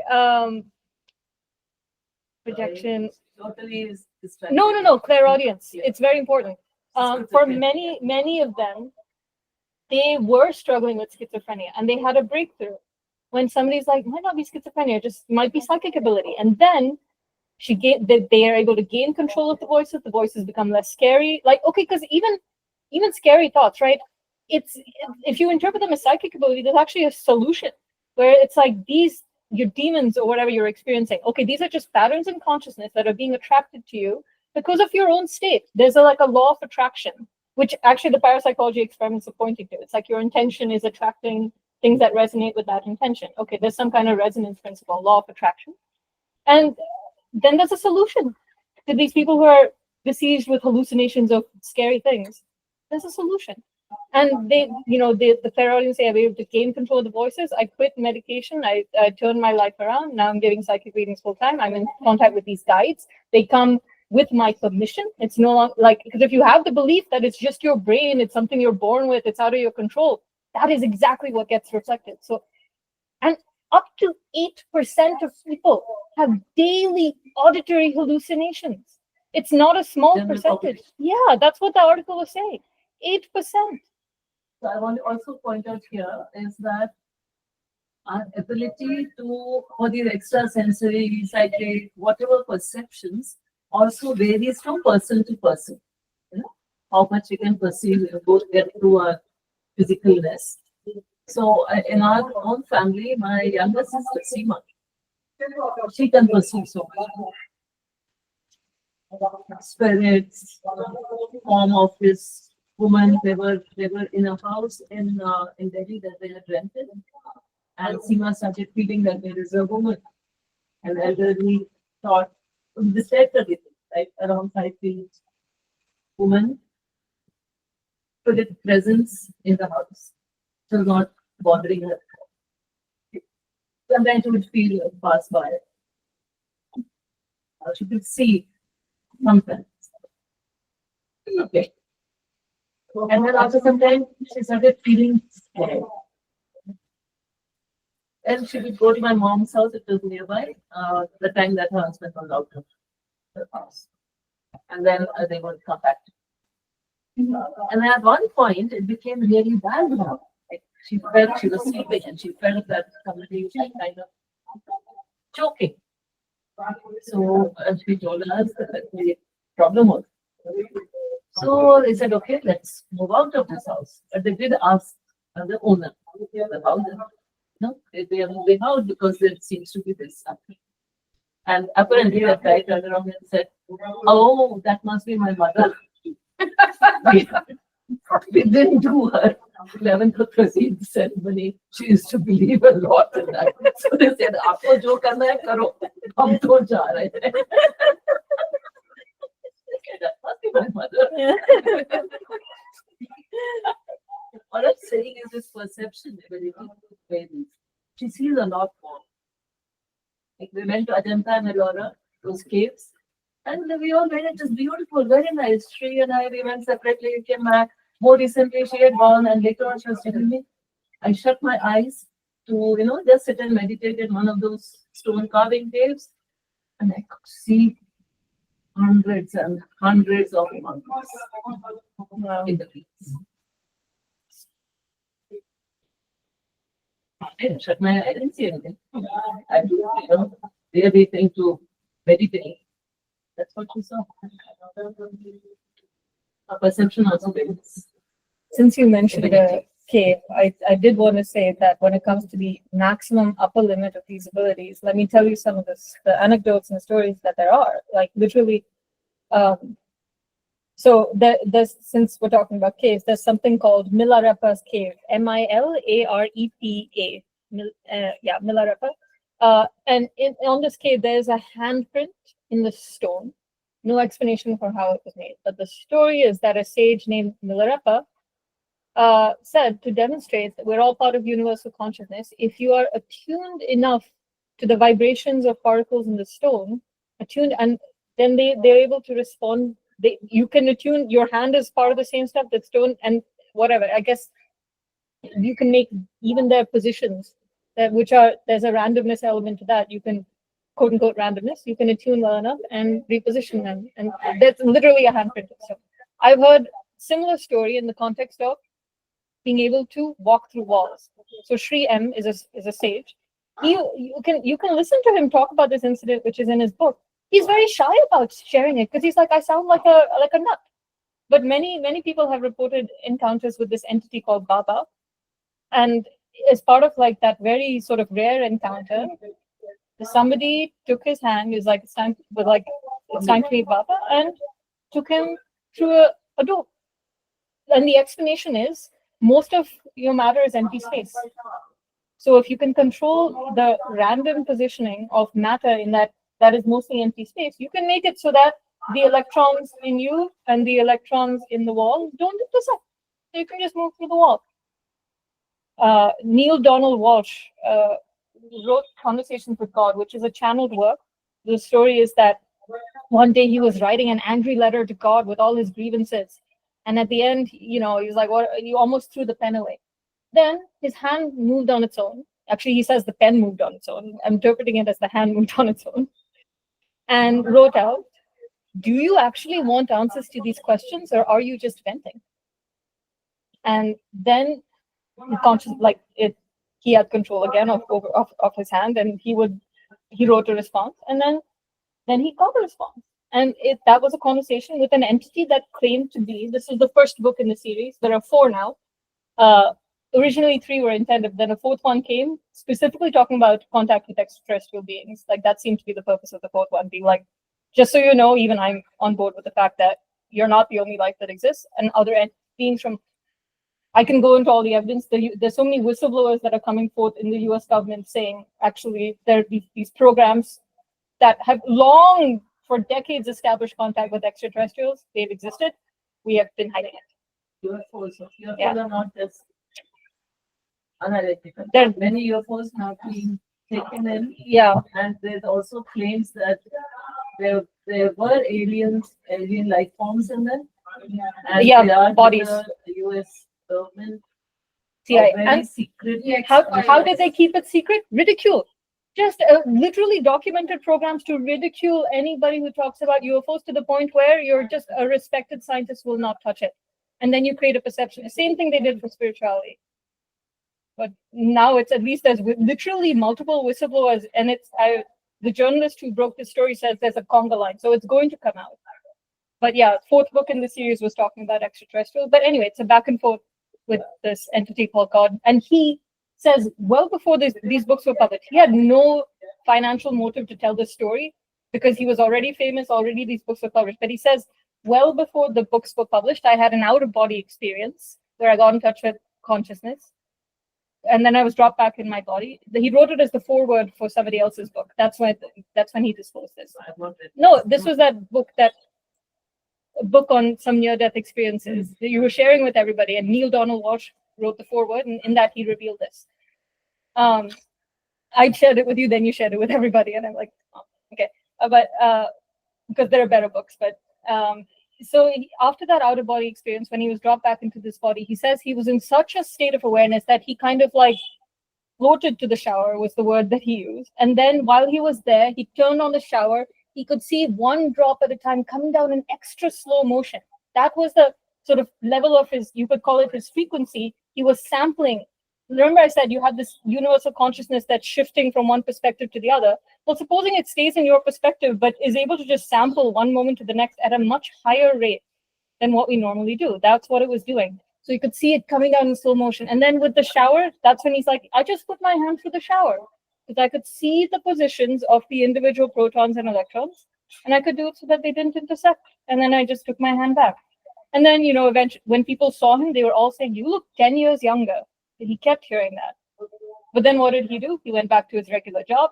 And then, of course, in a few years, he says that it was as though the universal consciousness said, okay, we tried to get the message to you through this beautiful out-of-body experience where we put you back in your body and you didn't get it. So now we will take away everything. No job, no house, relationships, or no partner. You are on the streets. Now, do you get the message we've been trying to tell you? And that led, then he got a place, and that was the situation. But that was the angry letter to God, and God was responding.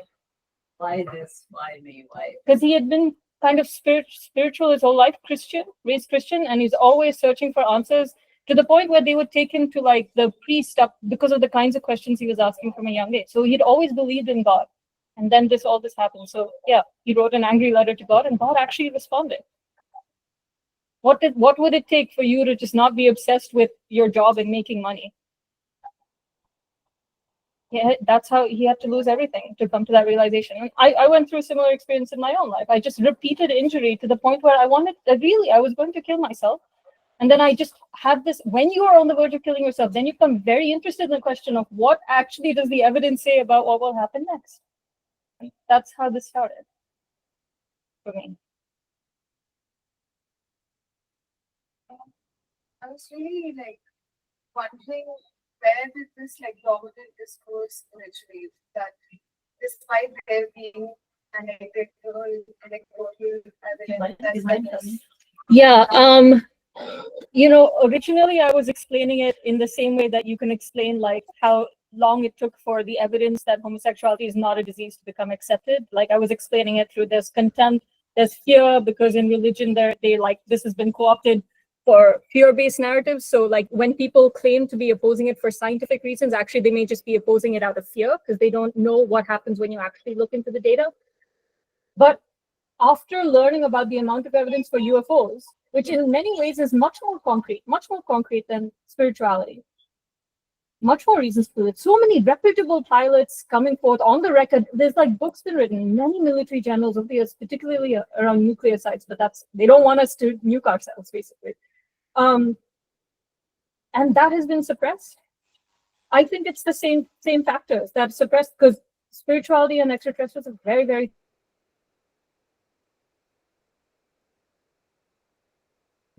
tightly linked. that these extraterrestrials seem to have a mastery over consciousness related to UFOs. And the programs that were with UFOs. And those programs have been hidden, UFO programs have been hidden. The physics, like the whistleblowers they're saying that the US government has anti-gravity devices, right? This law of anti-gravity devices. I mean, that is like, there's like an entire physics that they have understand. Like right now, we can't even link gravity to quantum mechanics, and here they are creating anti-gravity devices. So it's like they've just knew, like, whatever. What is the word like that is coming to mind for, like, if you just take, I don't know. The word that's coming to mind is neuter. They've just neutered the sort of scientific institution, and it's just the creativity of the scientific institution to consider these ideas is gone. Even like Sabina Hosnilda has been saying this about the foundations of physics. She's like, it's a waste of taxpayer money. What's going on right now? Something is very wrong in the foundations of physics. The questions we should be asking are not getting funded, and people are just okay. Like, she wrote a letter criticizing the flaws in the foundations in physics, and people wrote to her saying, but some of these physicists have families and jobs, and you're going to take away their jobs if you with this letter that's going to destroy this. Excuse me. that is where we're at. Most people around me at elite scientific institutions are there for ego. I was there for to prove myself to my father, who I don't need to get into my childhood, but it was very important for me to be able to stand up to him. Yeah, it was rough, right? He kind of dominated everybody and his intellect was a big weapon, a sword of how that dominate. He's so much better now. I love him now, but it was rough, and that kind of got encoded in me that, unless I'm able to wield this intellectual dominance, nobody's going to respect me. No one's going to listen to what I have to say. And I was interested in spirituality from a young age, so maybe deep down I knew that what I had to really wanted to say would not be listened to unless I achieved a certain level of. But now I have 10,000 scientific citations, so now people can listen. Now I can have the confidence to say this to you. Without those achievements, I don't know if I'd have even had the courage. Now people can't question the fact that I'm intelligent, What your original? Have you heard of a Very monk sad. called Om? Despite there being evidence and both like data driven and anecdotal as well, why is it like that our immediate thought automatically is to not believe it? There's a dominant discourse that's going on, almost something which you also it's a strategy to control. Yeah, so I think it starts out with this strategy to control, and then to make peace with the fact, I think there's a lot of defeatism that has developed. So the people you trust for answers, scientists, they have been nuked, whatever. They're not able to give you answers that your soul is craving. So then you start telling yourselves, you start romanticizing it, actually. You're like, it's one of those beautiful mysteries of life that isn't it a beautiful mystery, these unknowable things. You find a way, your soul finds a way to make sense of the situation, I guess, and to soothe yourself. But with this romantic thing of, it's so unknowable, how beautiful, is also, you've given up. It's a defeatist, in a way. And it's kind of like a toxic romance where you're like, how beautiful. But then this is the coping strategy, in a way, to cope with the fact that these answers have been withheld from us. At least that's I mean, yes, it is architecture of life. There is beauty there. But yeah, to defeatism, comfort, coping, to deal with the co-opting of these things with fear, right? So the scientists aren't commenting on it, so religion gets to control it.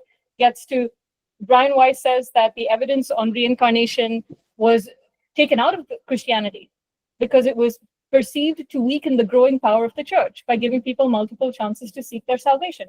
So religion then co-opts it, introduces fear.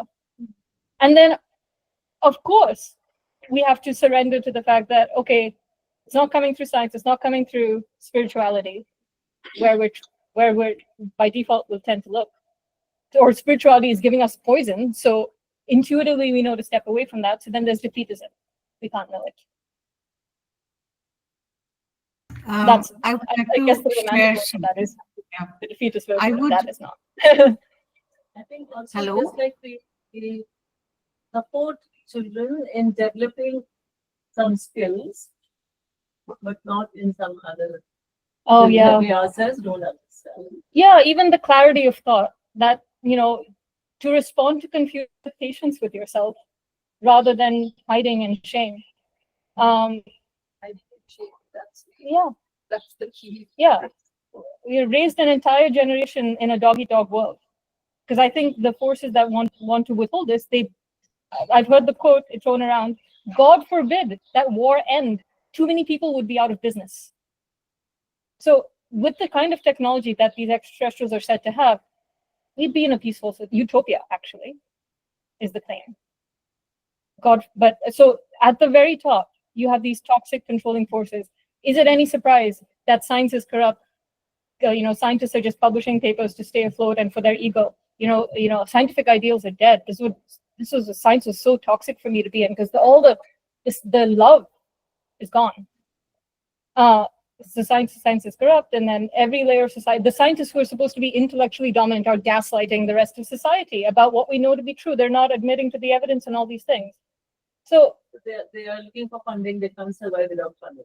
no, their ego is challenged, right? To admit that all these woo-woo people who you base your ego on looking down on might actually have been onto something all along. A lot of scientists are driven by ego these days. Giving out Nobel Prizes is toxic. It's very toxic to the scientific culture. This is not why you should be doing science. You should be doing science out of love, not for status, not because, oh, I do science and it benefits society. No, do science because from not for validation. And if you want to benefit society, fine. Let that be its own reward, no prizes.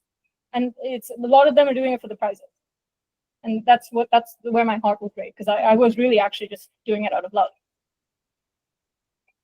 And in the last few sessions, we've been talking about how, as a child, you feel the sensations. Like, how do I truth. put it? Yeah. That their sensations and their emotions and the words to define those emotions. But our words are labels given by the society. That, there are binaries or, this is this or Right. this is Words, yeah, they can program your thinking to get you stuck. absolutely. And maybe when I look at science, maybe very limited understanding of this, but maybe, you don't see anything beyond those words or beyond that tangible thing. Yeah. Like anything that's unknown scares you because doesn't fit into your Yeah. binaries or your idea of science. See, science is often taught so counterintuitively that people learn to set their heart aside and just think in terms of one symbol to the next. And you can easily get yourself stuck, right? Everything acts through a force. There are no more forces to discover. Unless you're coming from the heart, you will not step back and say, wait, everything acts through a force. That's just describing current known physics. It's not actually describing everything. Or yeah, we don't know that, right? So there's you have to tune into heart space to be able to so what is listening to your heart? Yeah, I mean, it's literally just sensations you feel in your heart. And I want to say they found evidence of quantum entanglement type phenomena in the brain. And the signal that they found was actually linked to the heartbeat. It was called a heartbeat evoked potential. And continually in that extraterrestrial thing, that session, she kept using the term, oh, they're saying you have good, so one of the things she said was, oh, wow, you're really intelligent. Like you have a very vast mind. That's not a bad thing. And I'm like, oh yeah, because for many people it is. It'll just get you stuck in your symbolic reasoning, in your thoughts.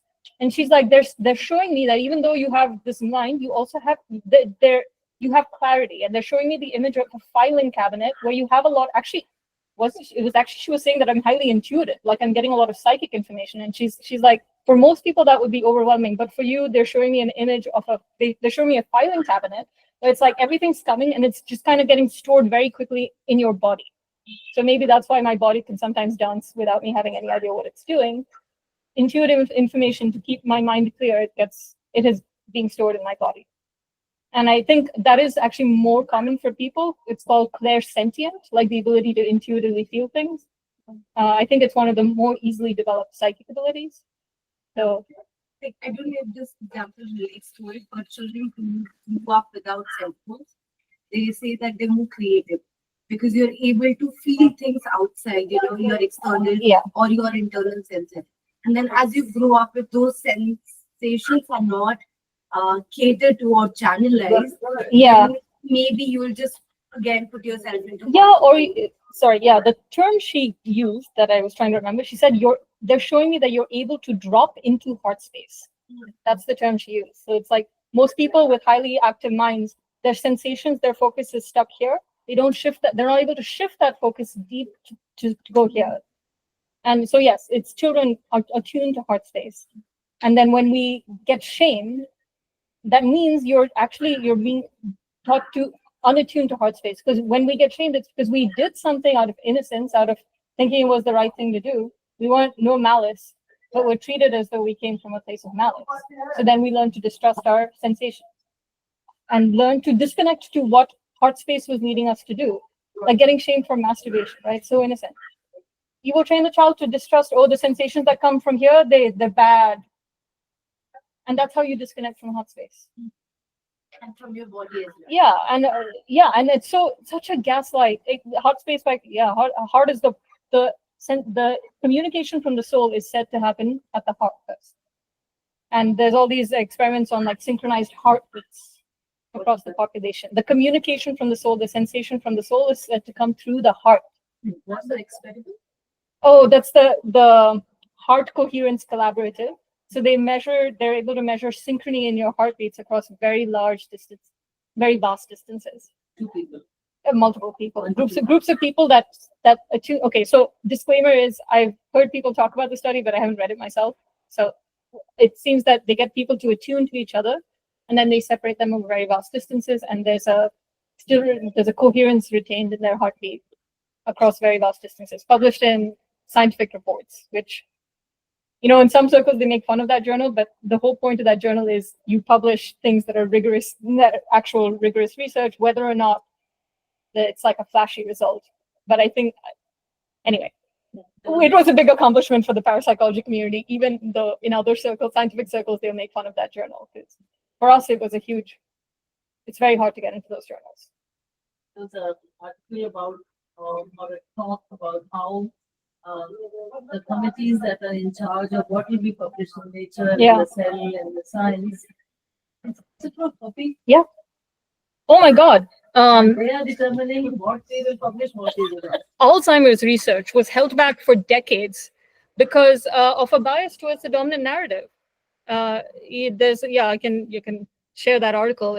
But you can see what happens for something as uncontroversial as Alzheimer's disease. Then you can imagine what's happening for other things, right? So it's like the corrupt forces at the top, and then the systems themselves start getting corrupt, and they start withholding good research, even in things that the CIA or whatever has no interest in. We just did it to ourselves. So how and Also, the industry will fund research through which you can make a profit. Yeah. Medicines for cancer cure, you will have a lot of money going into it. But if there is a water you can talk to and then sprinkle it, Oh my God. who makes money out of that? Yeah. And that's why, what we do, make people aware Oh of my the God. properties and intelligence. This is something that you will never see in advertising. So there are advertising products which can be bought. There's no bottles of love and care which are being sold in the market which people will pay. So they will not. The advertisement will not talk about. Yeah. Even I'm wondering if like depersonalization is just pathologizing out of body experiences that Yes. psychiatrists and medicine community talk about. Oh, well, I think the intention there is they don't want to acknowledge spirituality. So that's what it's, I mean, ultimately that's the malintent probably that's behind a lot of these things, but in between there are a lot of people who make choices about what to believe or what not to believe to tell themselves the story that they're being a good person, while ultimately acting out of fear to maintain their status. Yes. So, I just want to ask, how does an individual try to shift the focus from the head space to the heart space? So you have to calm what's going on in your mind. And in order to do that, any fears that are coming up, any concerns, you have to first, what I found is I had to talk to them. I had to like logically break down where they were coming from and what they were afraid of, right? And many times it was like, let's say you have literally a thought of paranoia, and I did that. I was like paranoid about all sorts of things, about whether I was being good. There was a paranoia about whether I was being good. Fueled from a place, I mean, I got outed in high school. I had a deep, profound experiences of social rejection. I knew that a person like me gets tossed into society's garbage bin very easily. And I think the fact that I was gay, deep down, I was like, does this mean I'm a corrupt person? I had better prove that I'm not. I became so paranoid about proving that I'm being a very good person. So nobody could look at me and be like, oh, she's gay. Like I heard people, literally friends of mine, innocently say, oh, they're gay. I think they're just like mentally unstable. It sticks with you. I still remember her saying that. And then she felt so bad afterwards, after realizing I was gay. But yeah, I think that need to be seen as a good person, it was taking over.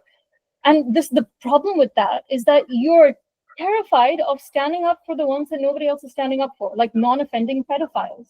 I literally lost a friend where I went through my spiritual experience and I'm like, you know what, to demonstrate where I'm at, I'm going to on Twitter stand up for non-offending pedophiles and say, like, do not call them bad. Actually, don't call any of them bad, because a lot of times, I mean, it's you don't necessarily understand the factors. It's out from their perspective, it's out of their control. Many victims of offenders, we have to acknowledge, they will struggle with these attractions. Do not call them bad for having the attraction.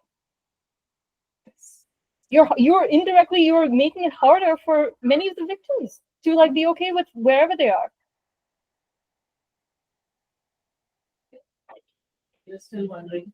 No, I mean, we were having the discussion about universal consciousness and all. So, and you spoke about one thing, which was clarity. Like you understand when there's clarity of thought, you understand it's not coming from a space which your brain has programmed, but even or where the thing your brain has programmed may be aligning with universal consciousness. Don't just blindly distrust the brain.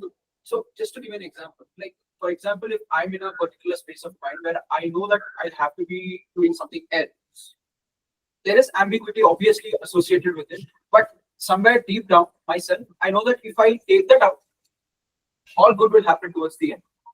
So it's a mixture of everything. Yeah, and now, yeah, I understand that. So it's you have to basically, through trial and error, learn the feeling of resonance. This is what I can trust, because there's also something called toxic positivity, where you're telling yourself it's all going to be great, but that might be missing a bunch of attunement, active steps you may have to take in order to achieve that outcome. And you're saying it to counter the anxiety. So like anxiety will counter an equally aggressive counter response. Well, yeah, I mean, you will have these pendulum swings essentially when you have a lot of anxiety in your system. And this is the danger actually with using an aggressive thought to like suppress an aggressive thought. Is you tend to overcorrect. And then there'll be another thought that compensates for that. And you see this in social justice movements, all the time. Like now, like I also had deep gender dysphoria at one point, and I was on the point of transitioning, and I was, before starting my PhD, wanted a mastectomy, hated having breasts. Went to Judy Van, I won't say the name on the recording, highly respected, highly recommended. One of my sister's friends had recommended her highly. Went to her, told her, but in between, and she was more than happy to sign the forms for me to get a mastectomy. During the thing, at one point I said, there is a situation where I feel drawn to femininity. It's a powerful women, like, and I took the wife of the lady in House of Cards, who, I mean, maybe not the best example as the series went on, but her image, right, that grace, that power. So really, my gender dysphoria had a huge component of it, was wanting to be respected, wanting to be seen. Like probably because of living with dad, like that would have activated it. Also, I've been told I was a powerful man in past lives, and that part of coming into this life was to have empathy for what it's like to be a puny woman. And I often also knew that if I'd been born in the body of a guy, especially with this intellect, I'd have been a sexist asshole. And even in the body of a woman, I had a huge, I'm not like the other girls, not like the other girls attitude going on. It was deeply sexist. So I'm very grateful for this life to unlearn that program, honestly. But powerful, no. Gender dysphoria. Oh yeah. Oh wait. Yeah. So I was talking Judy Van Masten.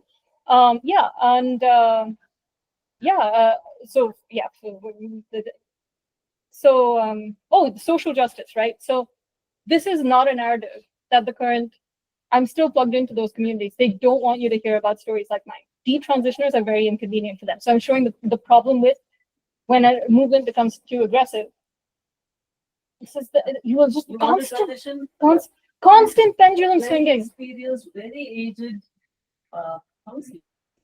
Yeah, please go ahead. You are gender dysphoria. And my whole point was that she could have also interviewed the parents if there was anything in the childhood, anything they noticed, especially the parents are supported. Right? I would have shared the time when I saw you. With the dress? Yeah. Yeah. And we were looking at, she was dressed up for her sister's wedding and it was a Western kind of dress and she was looking at herself like that in the mirror. That's not what a personal gender with body dysphoria. I would have told her, shared that with her, so that she would have explored it further with the person rather than go and go through mastectomy and come. Oh, I mean, she actually asked in between, oh, like the times when you feel like where it's sometimes it's worse, sometimes it's better. She said, oh, is it sexual? And I said, yes. When I'm in a relationship, I feel more feminine. And that, she just didn't follow up on that. I think that was not the answer she wanted to hear. It's not the answer she wanted to hear. Yeah, it was bad. But yeah, so basically, you will learn the feeling, but at some point you will resonance. You just feel so good and so confident. Yeah. So, You just feel. and one tip is learn to distinguish between the feeling of just like an anxiety has been released that feels like up here. So like imagine a dangerous situation. This is a tip from somebody called Teal Swan. So I want to give credit where credit is due. By the way, if you Google her, just know that it's possible to create a documentary about someone where you rearrange clips in an arbitrary order and you can still legally call it a documentary if the person who invited you in was naive enough to sign away all their rights, which she was at the time. Very innocent. Very sad. But anyway, point is this, I just want to praise you, but I found she has a blind spot, but a lot of the stuff she says is very valuable. So this was one tip that I got from her videos. Imagine a dangerous situation. Now imagine removing that dangerous situation. You feel a certain amount of relief. Notice that feeling. Now, by contrast, imagine something that you know in your bones is true. I'm on Earth. Whatever. What your name is. Actually, I said I'm on Earth, and now I'm doubting that, but something grounded. And then notice that feeling in your core. That is the feeling of truth.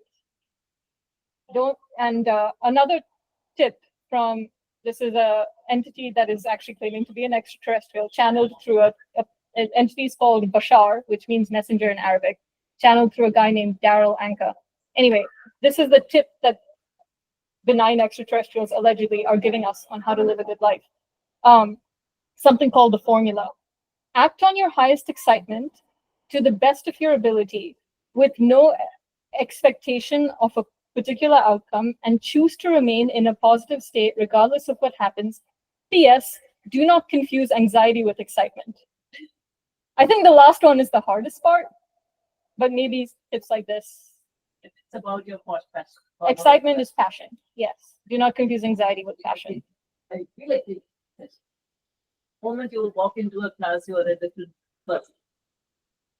I think the extraterrestrials make it sound much easier to follow the formula than it actually is. Sometimes I get frustrated. He's like, oh, you have a question? Just follow the formula, is what this entity seems to often say. But it's very hard. So yes, you have to talk to the anxiety. Yeah, talk to the anxiety, understand where it's coming from, and understand many of its concerns will sound valid. Now, understand how to reconcile that with what you want to do. Sometimes the best way to pacify your anxiety is to do what it needs. So I achieved all these scientific papers, and it is my scientific success, and it is making it easier for me to be taken seriously. Nobody has dared attack me. The typical attack for somebody saying what I'm saying is, no credible scientist will agree with you. Now they can't say that to me. Okay, and my professors who rave about how good I was, how creative, and particularly my creativity. She's good at coming up with ideas that people are overlooking. That has helped me, at least not be criticized till now. It hasn't helped me gain prominence, but I'm not being torn apart, which I'm grateful for, for now. And then we have time.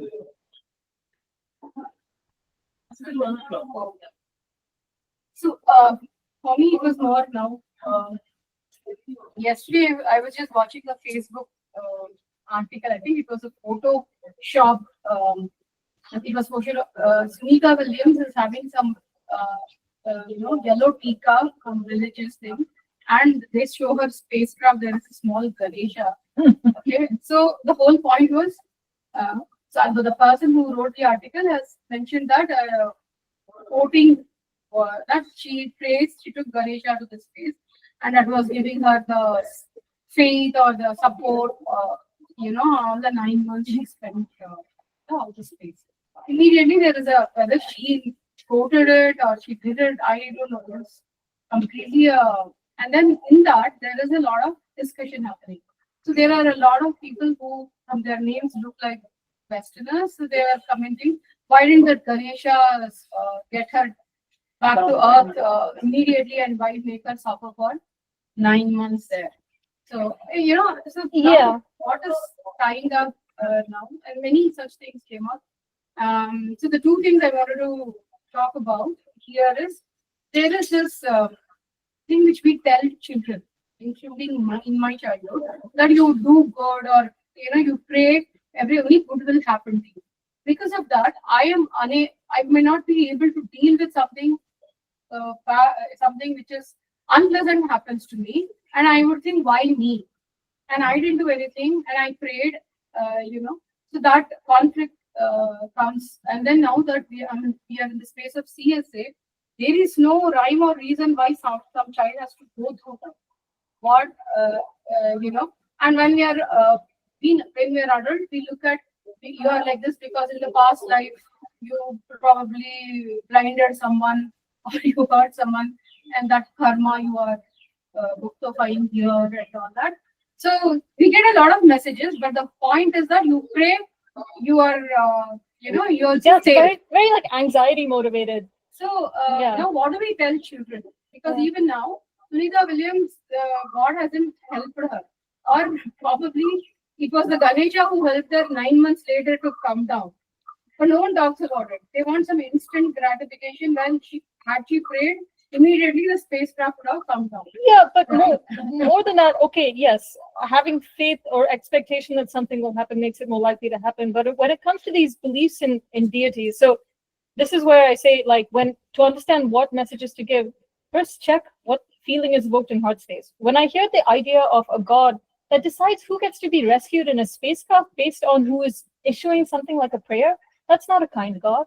That's not a compassionate God. I can't imagine God would operate that way. And one of the first messages that came through in this is, why would you think I would be so cruel as to pick and choose who gets my love based on, why would you think I'd be so egotistical?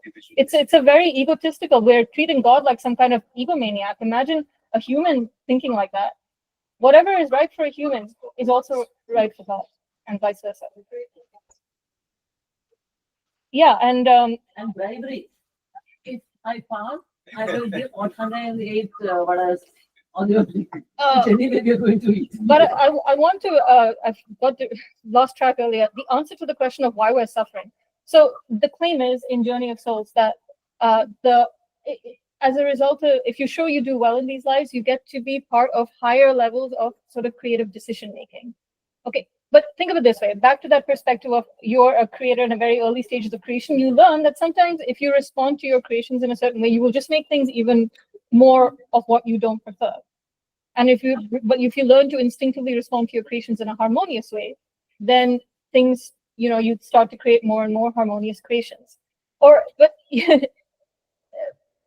also remember that, like, in terms of like writing down lessons of what I know, right? That also, memory takes up patterns in consciousness. So if you're spending time writing down, oh, I should respond to this situation in this exact way, that's space taken up in creation that I guess you could use for something else. Or at least your attention is finite. So if you're placing attention on rules of how to behave, then that attention could be placed elsewhere. The purpose of Earth is kind of a test of intuitive memory.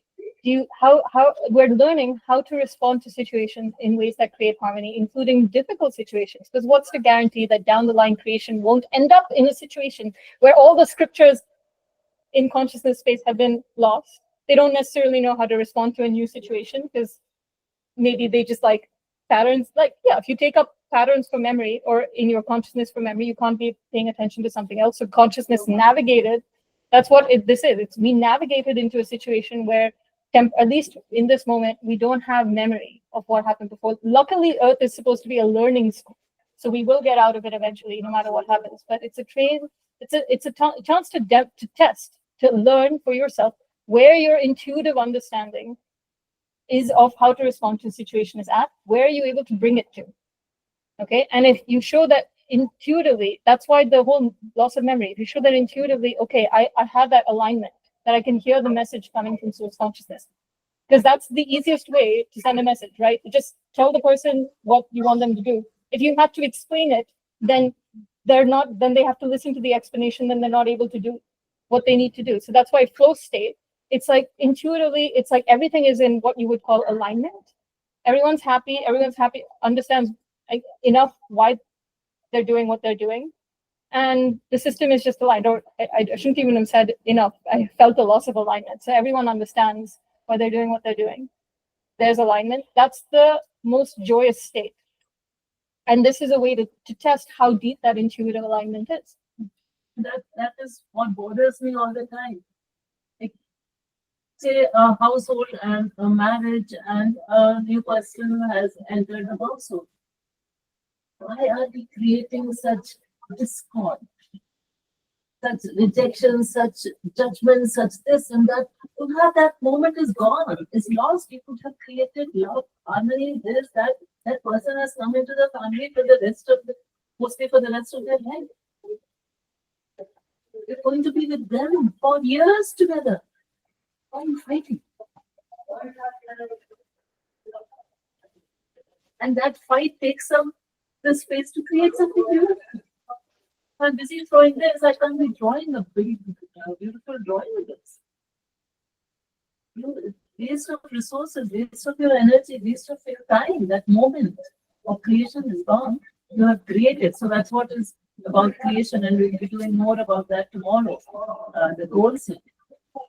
What is your goal? What do you want to create? And in which world? So many worlds you can create.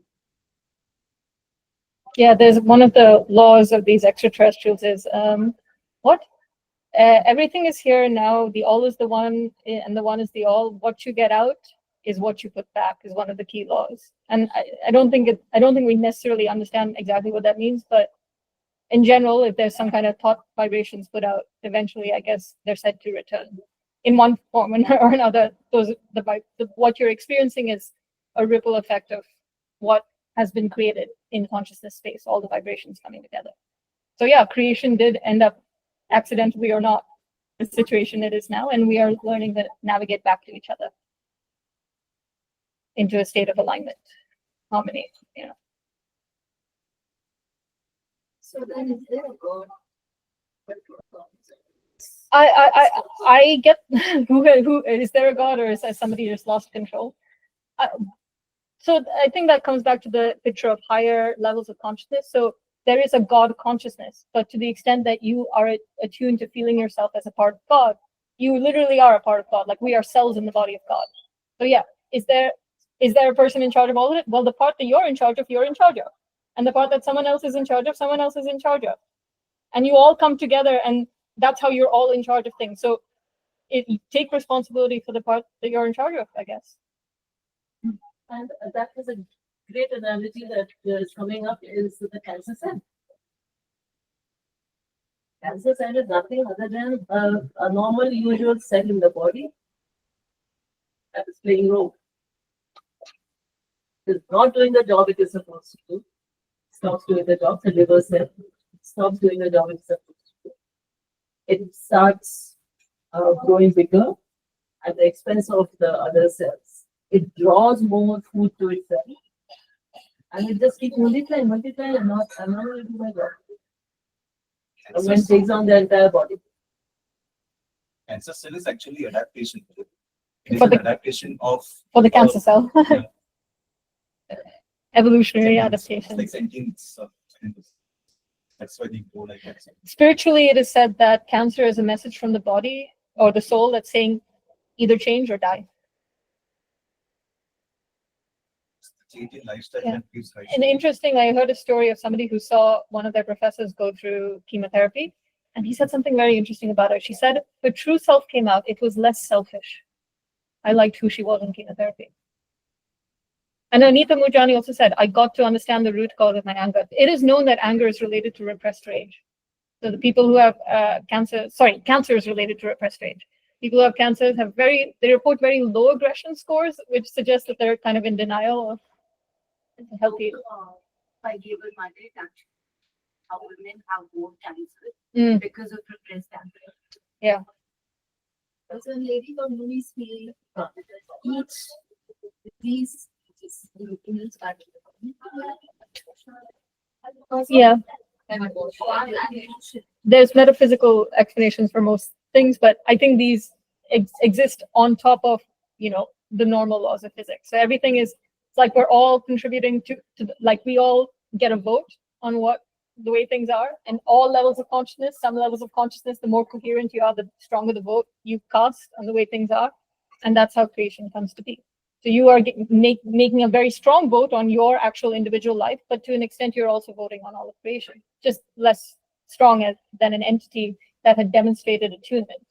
Because if you've demonstrated attunement, then more people are willing to, I guess, put you in a position. More other things will vote to put you in a position where you can demonstrate, be in charge of higher levels of creation, I guess. So that is the purpose of Earth as a school. It's like practicing your attunement, and then if you're aligned, then I guess all that will be like, okay, we like the things that you create. We like the things that you create, and we would like to perceive, I guess creation is perceived as joyful. Let's put you in charge. Let's make you a writer in this collaboratively written story, where you're in charge of deciding major plot lines. like the Sasa Arvindo or Ramana Maharishi, they are supposed to attain enlightenment through their meditative processes. And there are hundreds and thousands of people who follow. Yeah. So they get to One of alter the individual. one of the realizations I had in my spiritual state is that nobody is in charge, and it's been chaos in the writer's room since this was discovered. So now lots of high level entities are like, okay, let's write things together. Like it's like you imagine you just work your whole life to ascend through this writer's studio, and then you get to the top and like, wait, you jokers, nobody's in charge here. Yeah, that's why humor is supposed to be like a very big part of spirituality. At the end, it is like we all thought there was somebody big in charge, and it's like, oh my god, it's just a bunch of jokers at the top. India, what is being published. Oh my god. Nobody. Whoever realized that there's nobody in charge first is like, now you just kind of get in on it with the others who realize there's no one in charge, and you're like, okay, what do we do? Yeah, so based on our discussion since morning, is there a set definition for soul and spirituality then? I would say that there are definitions that will resonate more, that you will feel to be more true. And how a definition feels to you also depends on how you are interpreting the words in the definition. So is there a set definition? Absolutely not, because a different definition will provoke different resonance depending on the person that's listening to it, and what truth should be defined by that alignment, that resonance feeling. But there is a resonance. There is something that will resonate, and that's what you need to look for. So what definition You want to look for. resonates with you? Something that is not, words are such a symbolic form of communication that the vibration that I associate with soul, like as soon as you try to put it into words, it's like you're taking this large thing and you're like clipping off a little piece of it and trying to generate it. But a soul, I use it to refer to the seat of my perception. Like it's so there's something. Should I talk about the Mary's room? But see, there's a thought experiment called the inverted color spectrum, right?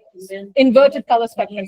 When red photons reach my eye, they trigger some chemical reactions, blah, blah, blah. None of this communicates to you what the color red looks like to me. When I see the color red photons, the experience that I have may be the experience that you have when you see the color green. And it could all be swapped, and we'd never know because all outward communication words are just they're part of like out there. They're not even they're about a consensus perception of things rather than a subject. So like you just kind of notice that there's a pattern to people understanding you, and that's how words form. Like when I make these noises, people seem to understand what I mean. That's the formation of words. But you never actually know what resonance is being provoked inside, I guess. So what was the reason I was saying that? Oh yeah, so yeah, so the seat of short of the Mary's room, but there is a seat of my perception. There's like an in there reality, and I just use the word soul to be like, specifically when I say your soul tunes into your brain. In order for you to understand what I mean, there's like there's the brain, this thing we have defined as brain, these patterns in consciousness and words and referring to things that we have called the brain. That's all it is. It's just like, I've had some experiences of a thing that looks like a brain. When I need to refer to that thing, I say the word brain, people understand that the thing that I'm referring to. It's all just made up of a story in my consciousness. So brain is part of that story. The soul is the thing the story is being told on. The soul is like the chalkboard that the patterns are etched. Oh, the soul is a board on which The story is told. Yeah, so I use the word soul to just refer to the concept that there is a board, because sometimes people forget that, like actually. They forget that everything that we experience is a pattern in consciousness. And the laws of, like, the thing we call physical reality is a subset of those patterns in our consciousness. And then they make the assumption that a subset of patterns in our consciousness that we call physical reality is the source of all the patterns in our consciousness. And I'm like, that's an assumption, because you start with the patterns of consciousness, and they forget that. So that's why the word concept of the soul is important.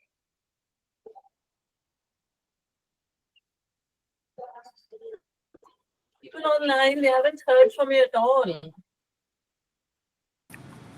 Sangeeta, can you hear me?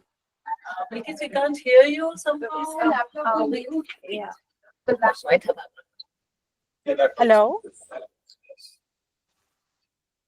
Yeah, Bilkis. Can you hear me? Yes. Okay. Yeah. So, Sangeeta, there's so much to take in, and it's unfortunate that I'm not there in person. For myself, I'm saying. So I was wondering how soon we could have the recording, but certainly a lot to think about, and what she's been saying about we are all cells in the body of humanity, and all that is very profound, and one wants to dwell on it and think about it. I've been unfortunately on and off, so I really can't comment on everything at the moment. But thank you for this. I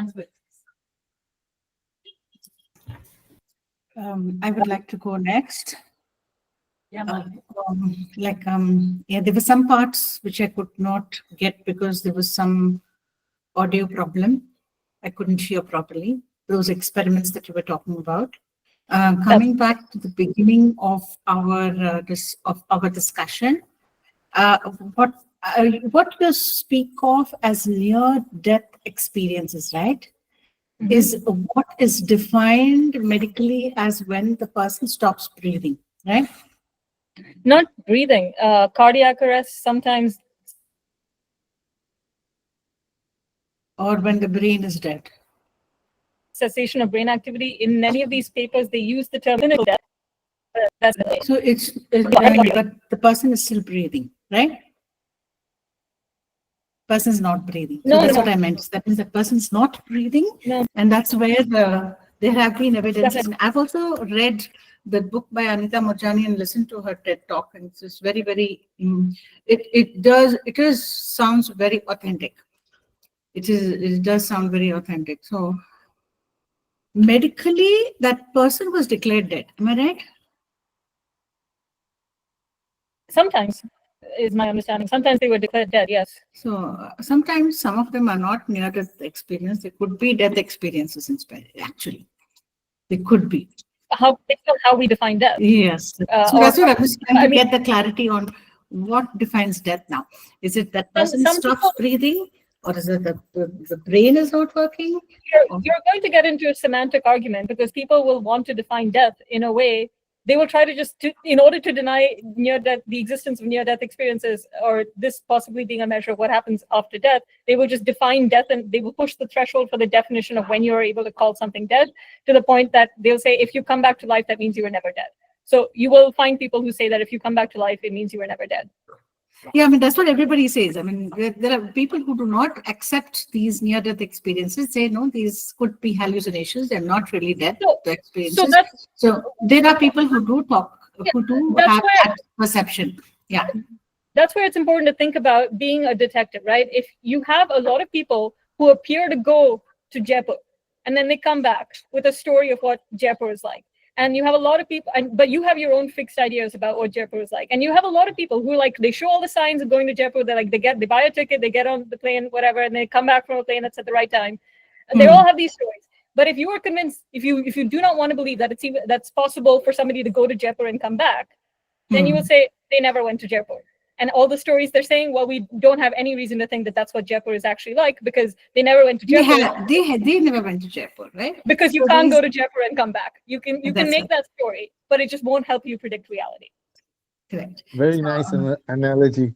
Yeah, and yeah, interesting. I just wanted to know, have you studied anything about a monk called Om Swami and his experiences with holding his breath, stopping his heartbeat?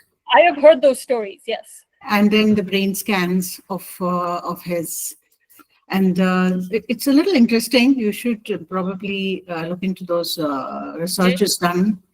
Oh, what is the name? Om Swami. He's a monk. Om Swami. Okay, thank you. Om Swami. They're very interesting, and he looks at spirituality very scientifically. Like he describes processes to get into out of body experiences. He says it's a science, and if you can replicate what I have done, you will also have those experiences. So that's what science is all about. That's what science is all about, right? I mean, science is a good thing because it helped ignorant people to not get fooled by people who were trying to fool the ignorant people as somebody. I mean, that's where it was then, right? Where it was, and then it allowed.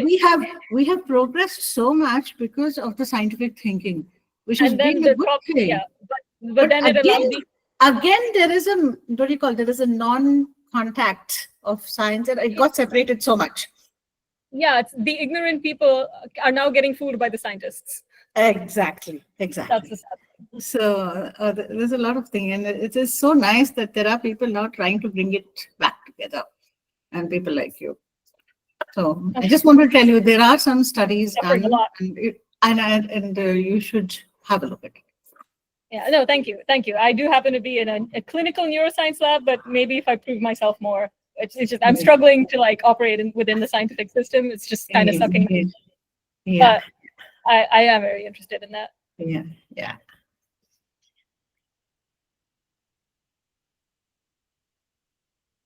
Joe, you were saying something?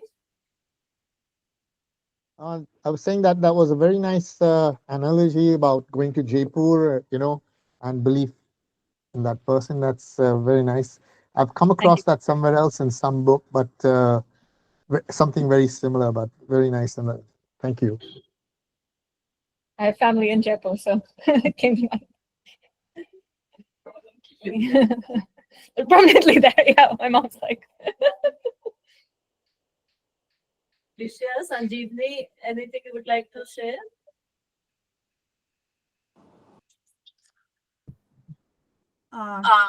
Not really. It's all right. Thanks. Thank you for being honest.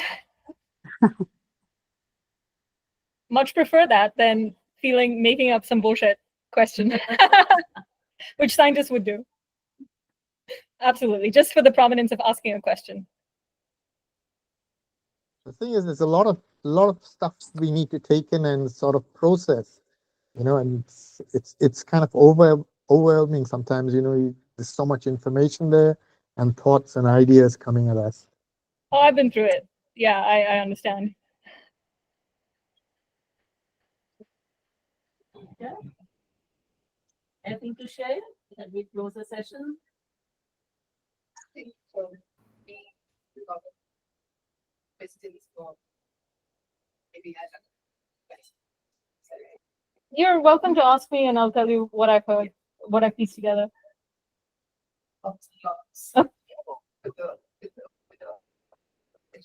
You can, I mean, I'm happy to have a call later if you want. And sometimes it is joy in self-discovery. And if you want to do that, yeah, 100%. Reincarnation. Yeah, there's a institute division of perceptual studies.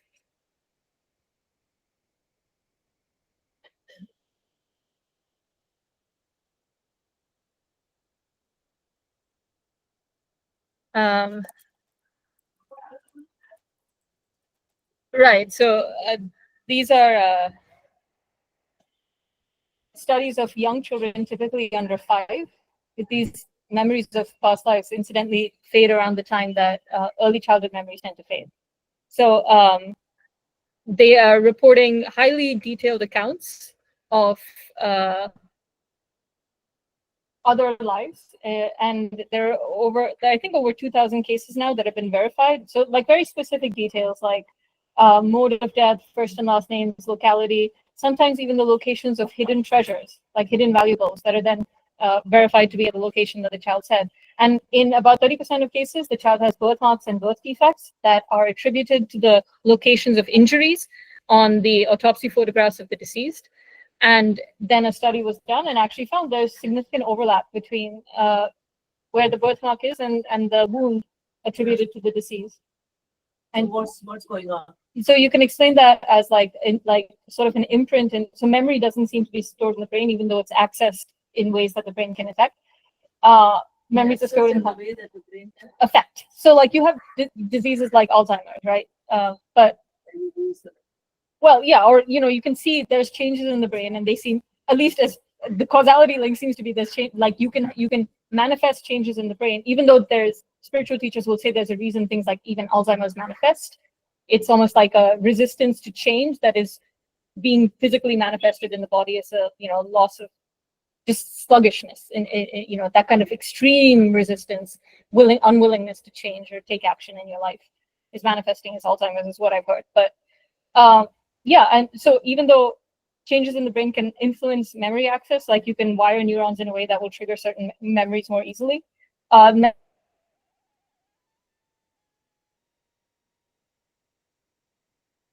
memories themselves seem to be stored somewhere like external to the brain in the substrate consciousness itself. They're reporting similar heightened memory access and these past like recall cases. So it's like there's a bridge in consciousness that's allowing them to access these memories. And if you want to explain things like the birthmarks and birth defects, then there's like this research in Mike Levin's lab in Tufts that shows that organism development itself seems to be goal-driven. You can mess up the locations of the eyes and nose, blah, blah, blah, in a tadpole, and it will still develop, embryo, and it will still develop into a pretty normal-looking frog face. So somewhere there's the intentions or your expectations. This is the law of attraction, basically. Somewhere there's an encoding of the end state and or what things should be like, and the events unfold. It's almost like random events ripple back from the point of intention. There's actually experiments on this as well, where you sample 3 numbers from a random number generator. All 3 numbers can influence whether or not the light flashes. You have somebody intending for the light to flash. Light is flashing more often than you expect by chance. Where is the effect seen? This is one of Dean Radin's experiments. It is the 3rd random number generator right before the light flashes that is most distorted in terms of the random numbers that are produced. You cannot explain this through a forward causal effect, because if something that's acting forward in time would affect the 1st random number generator the most, then diminish. But it seems to be from the point of intention, from the point when the person sees the light, that expectation ripples backwards through like what we call synchronicities. And then those are random events that are aligning. So there's a ripple back effect of synchronicity from the point of intention.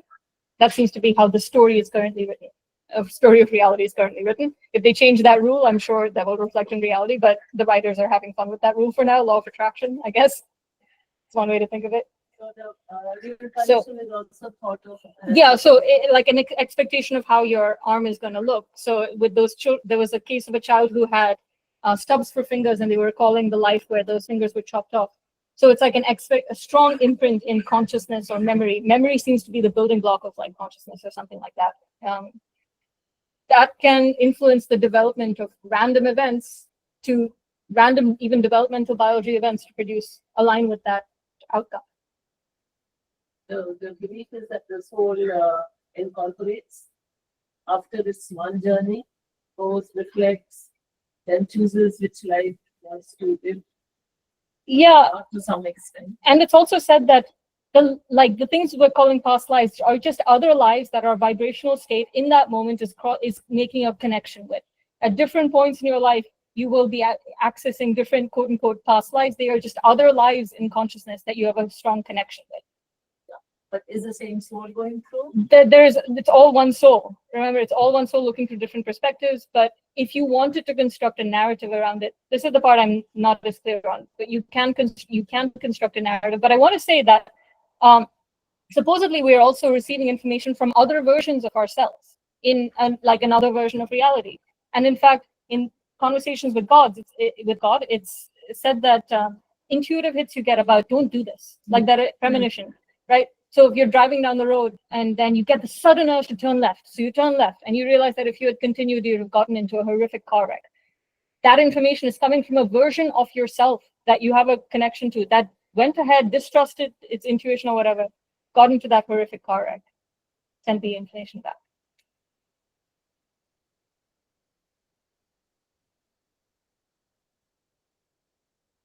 I just want to know whether the soul could remember something, like we don't know the extent of how much it can remember, but would it come back To a state 20 of- years later or something? Would it come back many years? I mean, in the sense, it so happened again, my grand died in 1962, Mhm. and the granddad. Okay, and then my grandfather passed away in 1983, and he had a prolonged. He knew everyone around. We were waiting for him to die because he said I would be passed. He asked everyone to be called, all his brothers, sisters, his children. So we were all enjoying the summer, and my dad was in his deathbed. He would say he would eat, he was eating everything and come down to very little. And he was then what happened? My younger sister, I can say she has a little more ESP. But she was 4-year-old at that time, and all the children were playing in the veranda next to the room, and everyone was just busy with the household chores. They were told to these 3 kids, whenever granddad calls or whatever, let us know. So everyone is busy. But then my sister said it's a long, huge house. So from there she yelled, there is one mommy. We call anyone who wears this 9-yard sari a badi sarma. So she said some mommy is sitting with granddad and touching his forehead. But none of the relatives or no one else is wearing that kind of sari, 9 yards, and we don't know who's come. So my folks came running and they saw there was no one. Then they asked my grandfather who came. Maybe someone came without our notice. He said, Rukku, my grandmom is here, and she's also come to say bye to me, and she came to take me away. And the next day we were like, old man. I mean, I'm not much belief, but the next day, again, a few days later, similar. My sister reported the same thing, and that day again, everyone came running and they went in. My grandfather had passed. Yeah, I've heard a story like that. Why would she wear a 9-yard sari and why would she?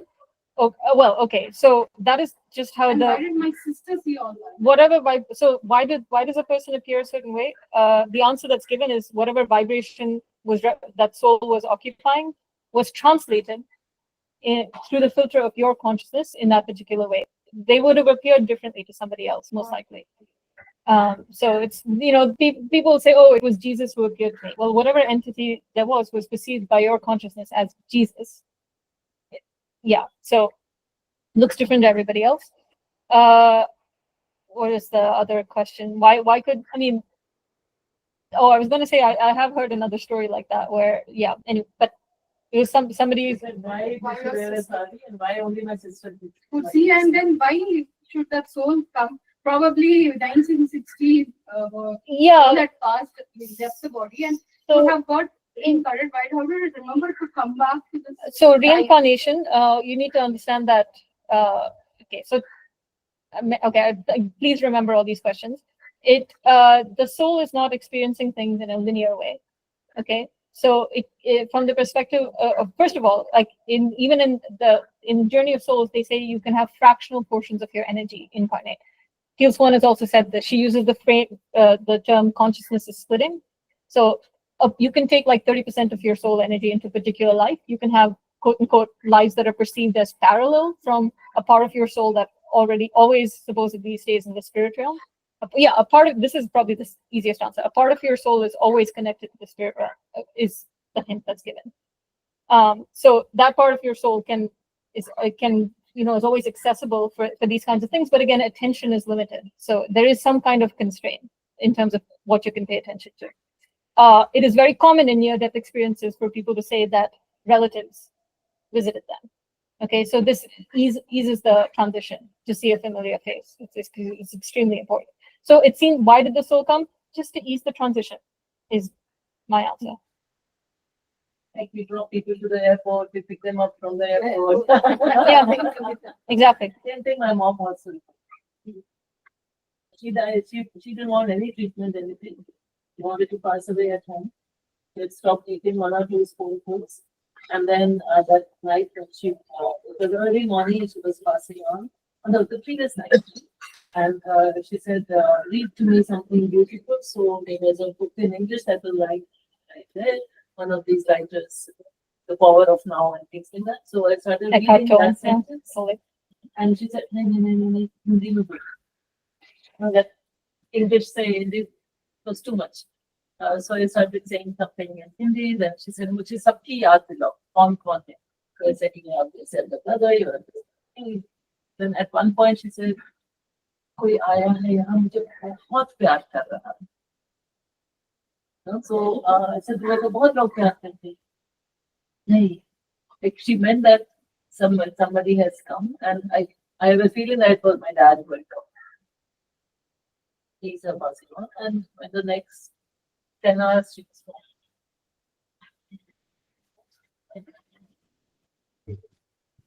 I don't know whether I read paper or I watched on news some years ago. Yes.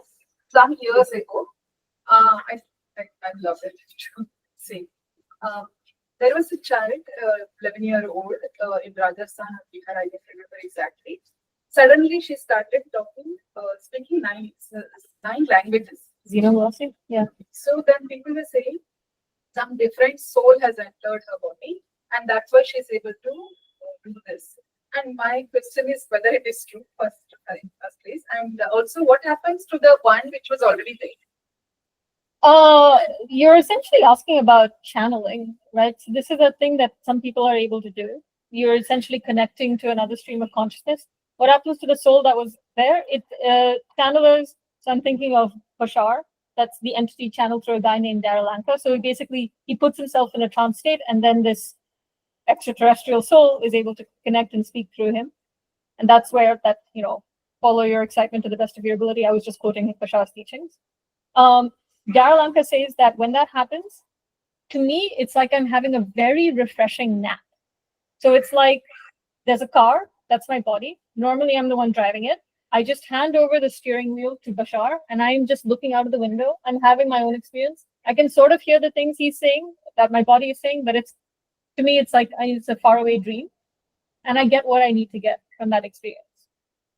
But, and then, so then it's like taking over the driver's seat of the body. What about the child is why could only silence? It seems like just as we make choices about what kind of life we take on, we may also choose a body that is more tuned into the spirit world, right? So it's like the ability to sense the extrasensory things. No, our abilities, they call our qualities, everything varies. No? The thickness of the skin itself varies. So maybe you can think of it as the thickness of the skin to perceive the extrasensory. Yeah, It's it's like autistic people are. That's the telepathy tapes, which I thought somebody. Well, you're referring to a different movie, but there is a movie that's blowing up recently on somebody who studied the psychic abilities of autistic children, especially upon they form like severely autistic ones, right? Almost nonverbal is my understanding. I didn't watch it yet, but that seems they tend to be gifted in these ways. So I'm told it's basically you're not fully tuned into this reality, and that leaves you able to tune into the other realities, but has downsides. When you're not fully plugged into this reality, yeah, and it's or this like this reality is like I don't know. It's many difficulties that come. It's like you're oversensitive to everything. You can't enjoy it as easily. Can't plug into physical reality as easily. So you were talking about the concept of the end or living or something like that. The end. We don't necessarily know the order in which the story is told. Like some plot points can be quote unquote decided before others, but ultimately there's ability to rewrite the plot points as creation desires or as creation votes. So they all say there's no actually predetermined end. There's always free will, but it's kind of like imagine other parts of your consciousness are deciding that they want things to, like when I set an intention to catch a ball, okay, I just set the intention of I want the ball, okay, and then the body's consciousness figures out, okay, where do I move in this movement to this movement to this movement to catch the ball. So it's like a higher level of consciousness might decide, okay, I want to write a story where we catch the ball. And we are units of consciousness that are working out how we tell the intervening steps in the story. So I guess that's what a life purpose kind of is, fulfilling a life purpose. It's like a constraint that a higher level of our consciousness says, well, I won't pretend to know how it works, but fate to an extent might be like, no matter what happens, I'm gonna eventually, I guess if your body fights it enough, you can end up messing up the big story. So nothing is finally determined, but it's like part of your consciousness says, I want to create this.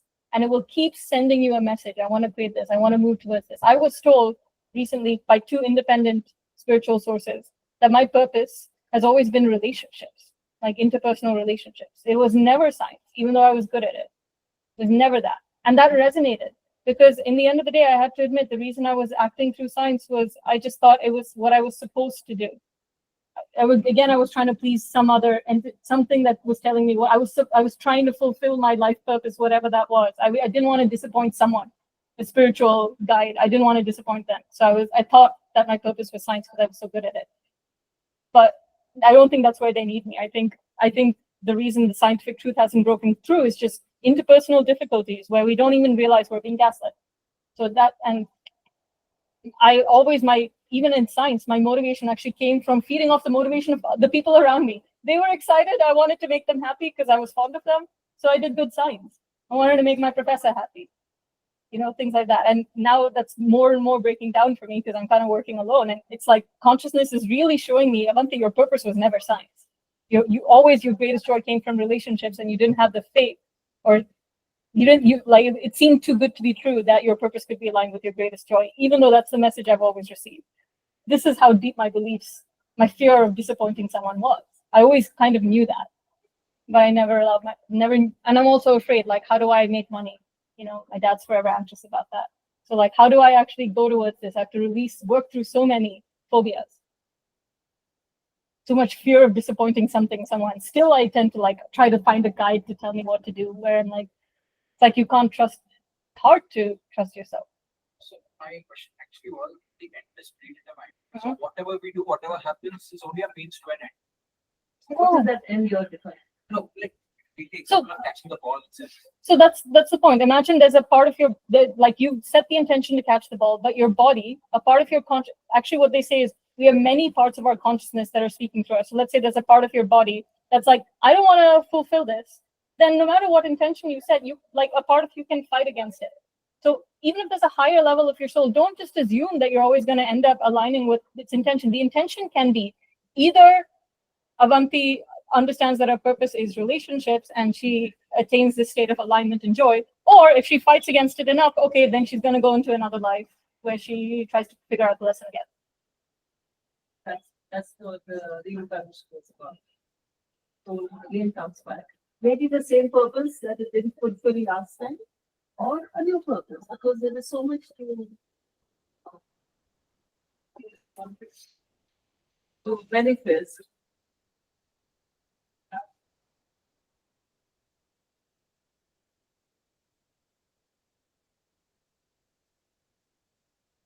Are you thinking, or Yeah, I'm just saying. something didn't lack resonance? Yeah, like how it's a huge game that's being played. That is one of the things that God got bored. Yeah, it feels like Right? we. Because if you are omnipresent, omniscient, this, It's boring. that, you can't experience anything. You're all contained. Yeah, I mean, I know that's the dominant paradigm. I relate more to the one where like God actually learned that even it could, as the one creator in the early stages, it's like, oh my God, I can create all sorts of chaotic experiences for myself, and then I have to find my way out of them. And now the best way to prevent that is to have multiple perspectives that can experience things from multiple perspectives, maybe. And then we all come to a consensus. But You prefer the no one in charge.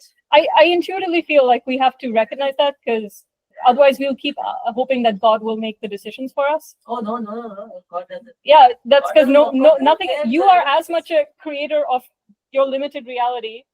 In that limited reality, it's all of the force of creation is focused in this limited physical reality. That's why physical reality is hard for other kinds of entities to influence. Part of tuning into physical reality is that force of all of creation is now concentrated in creating in very specific ways. So all of the voting power of the force of creation, you have concentrated it into being able to shape this particular physical reality. You have as much power as all of creation focused in here. To be able to shape that from the perspective of God, not easy. A lot of votes have to be aligned. Like your guides would have to agree, you would have to agree, all of that for something in this reality to be shaped from the perspective of God. It's much harder. It takes a lot more than for you to act on it and shape it yourself, I guess.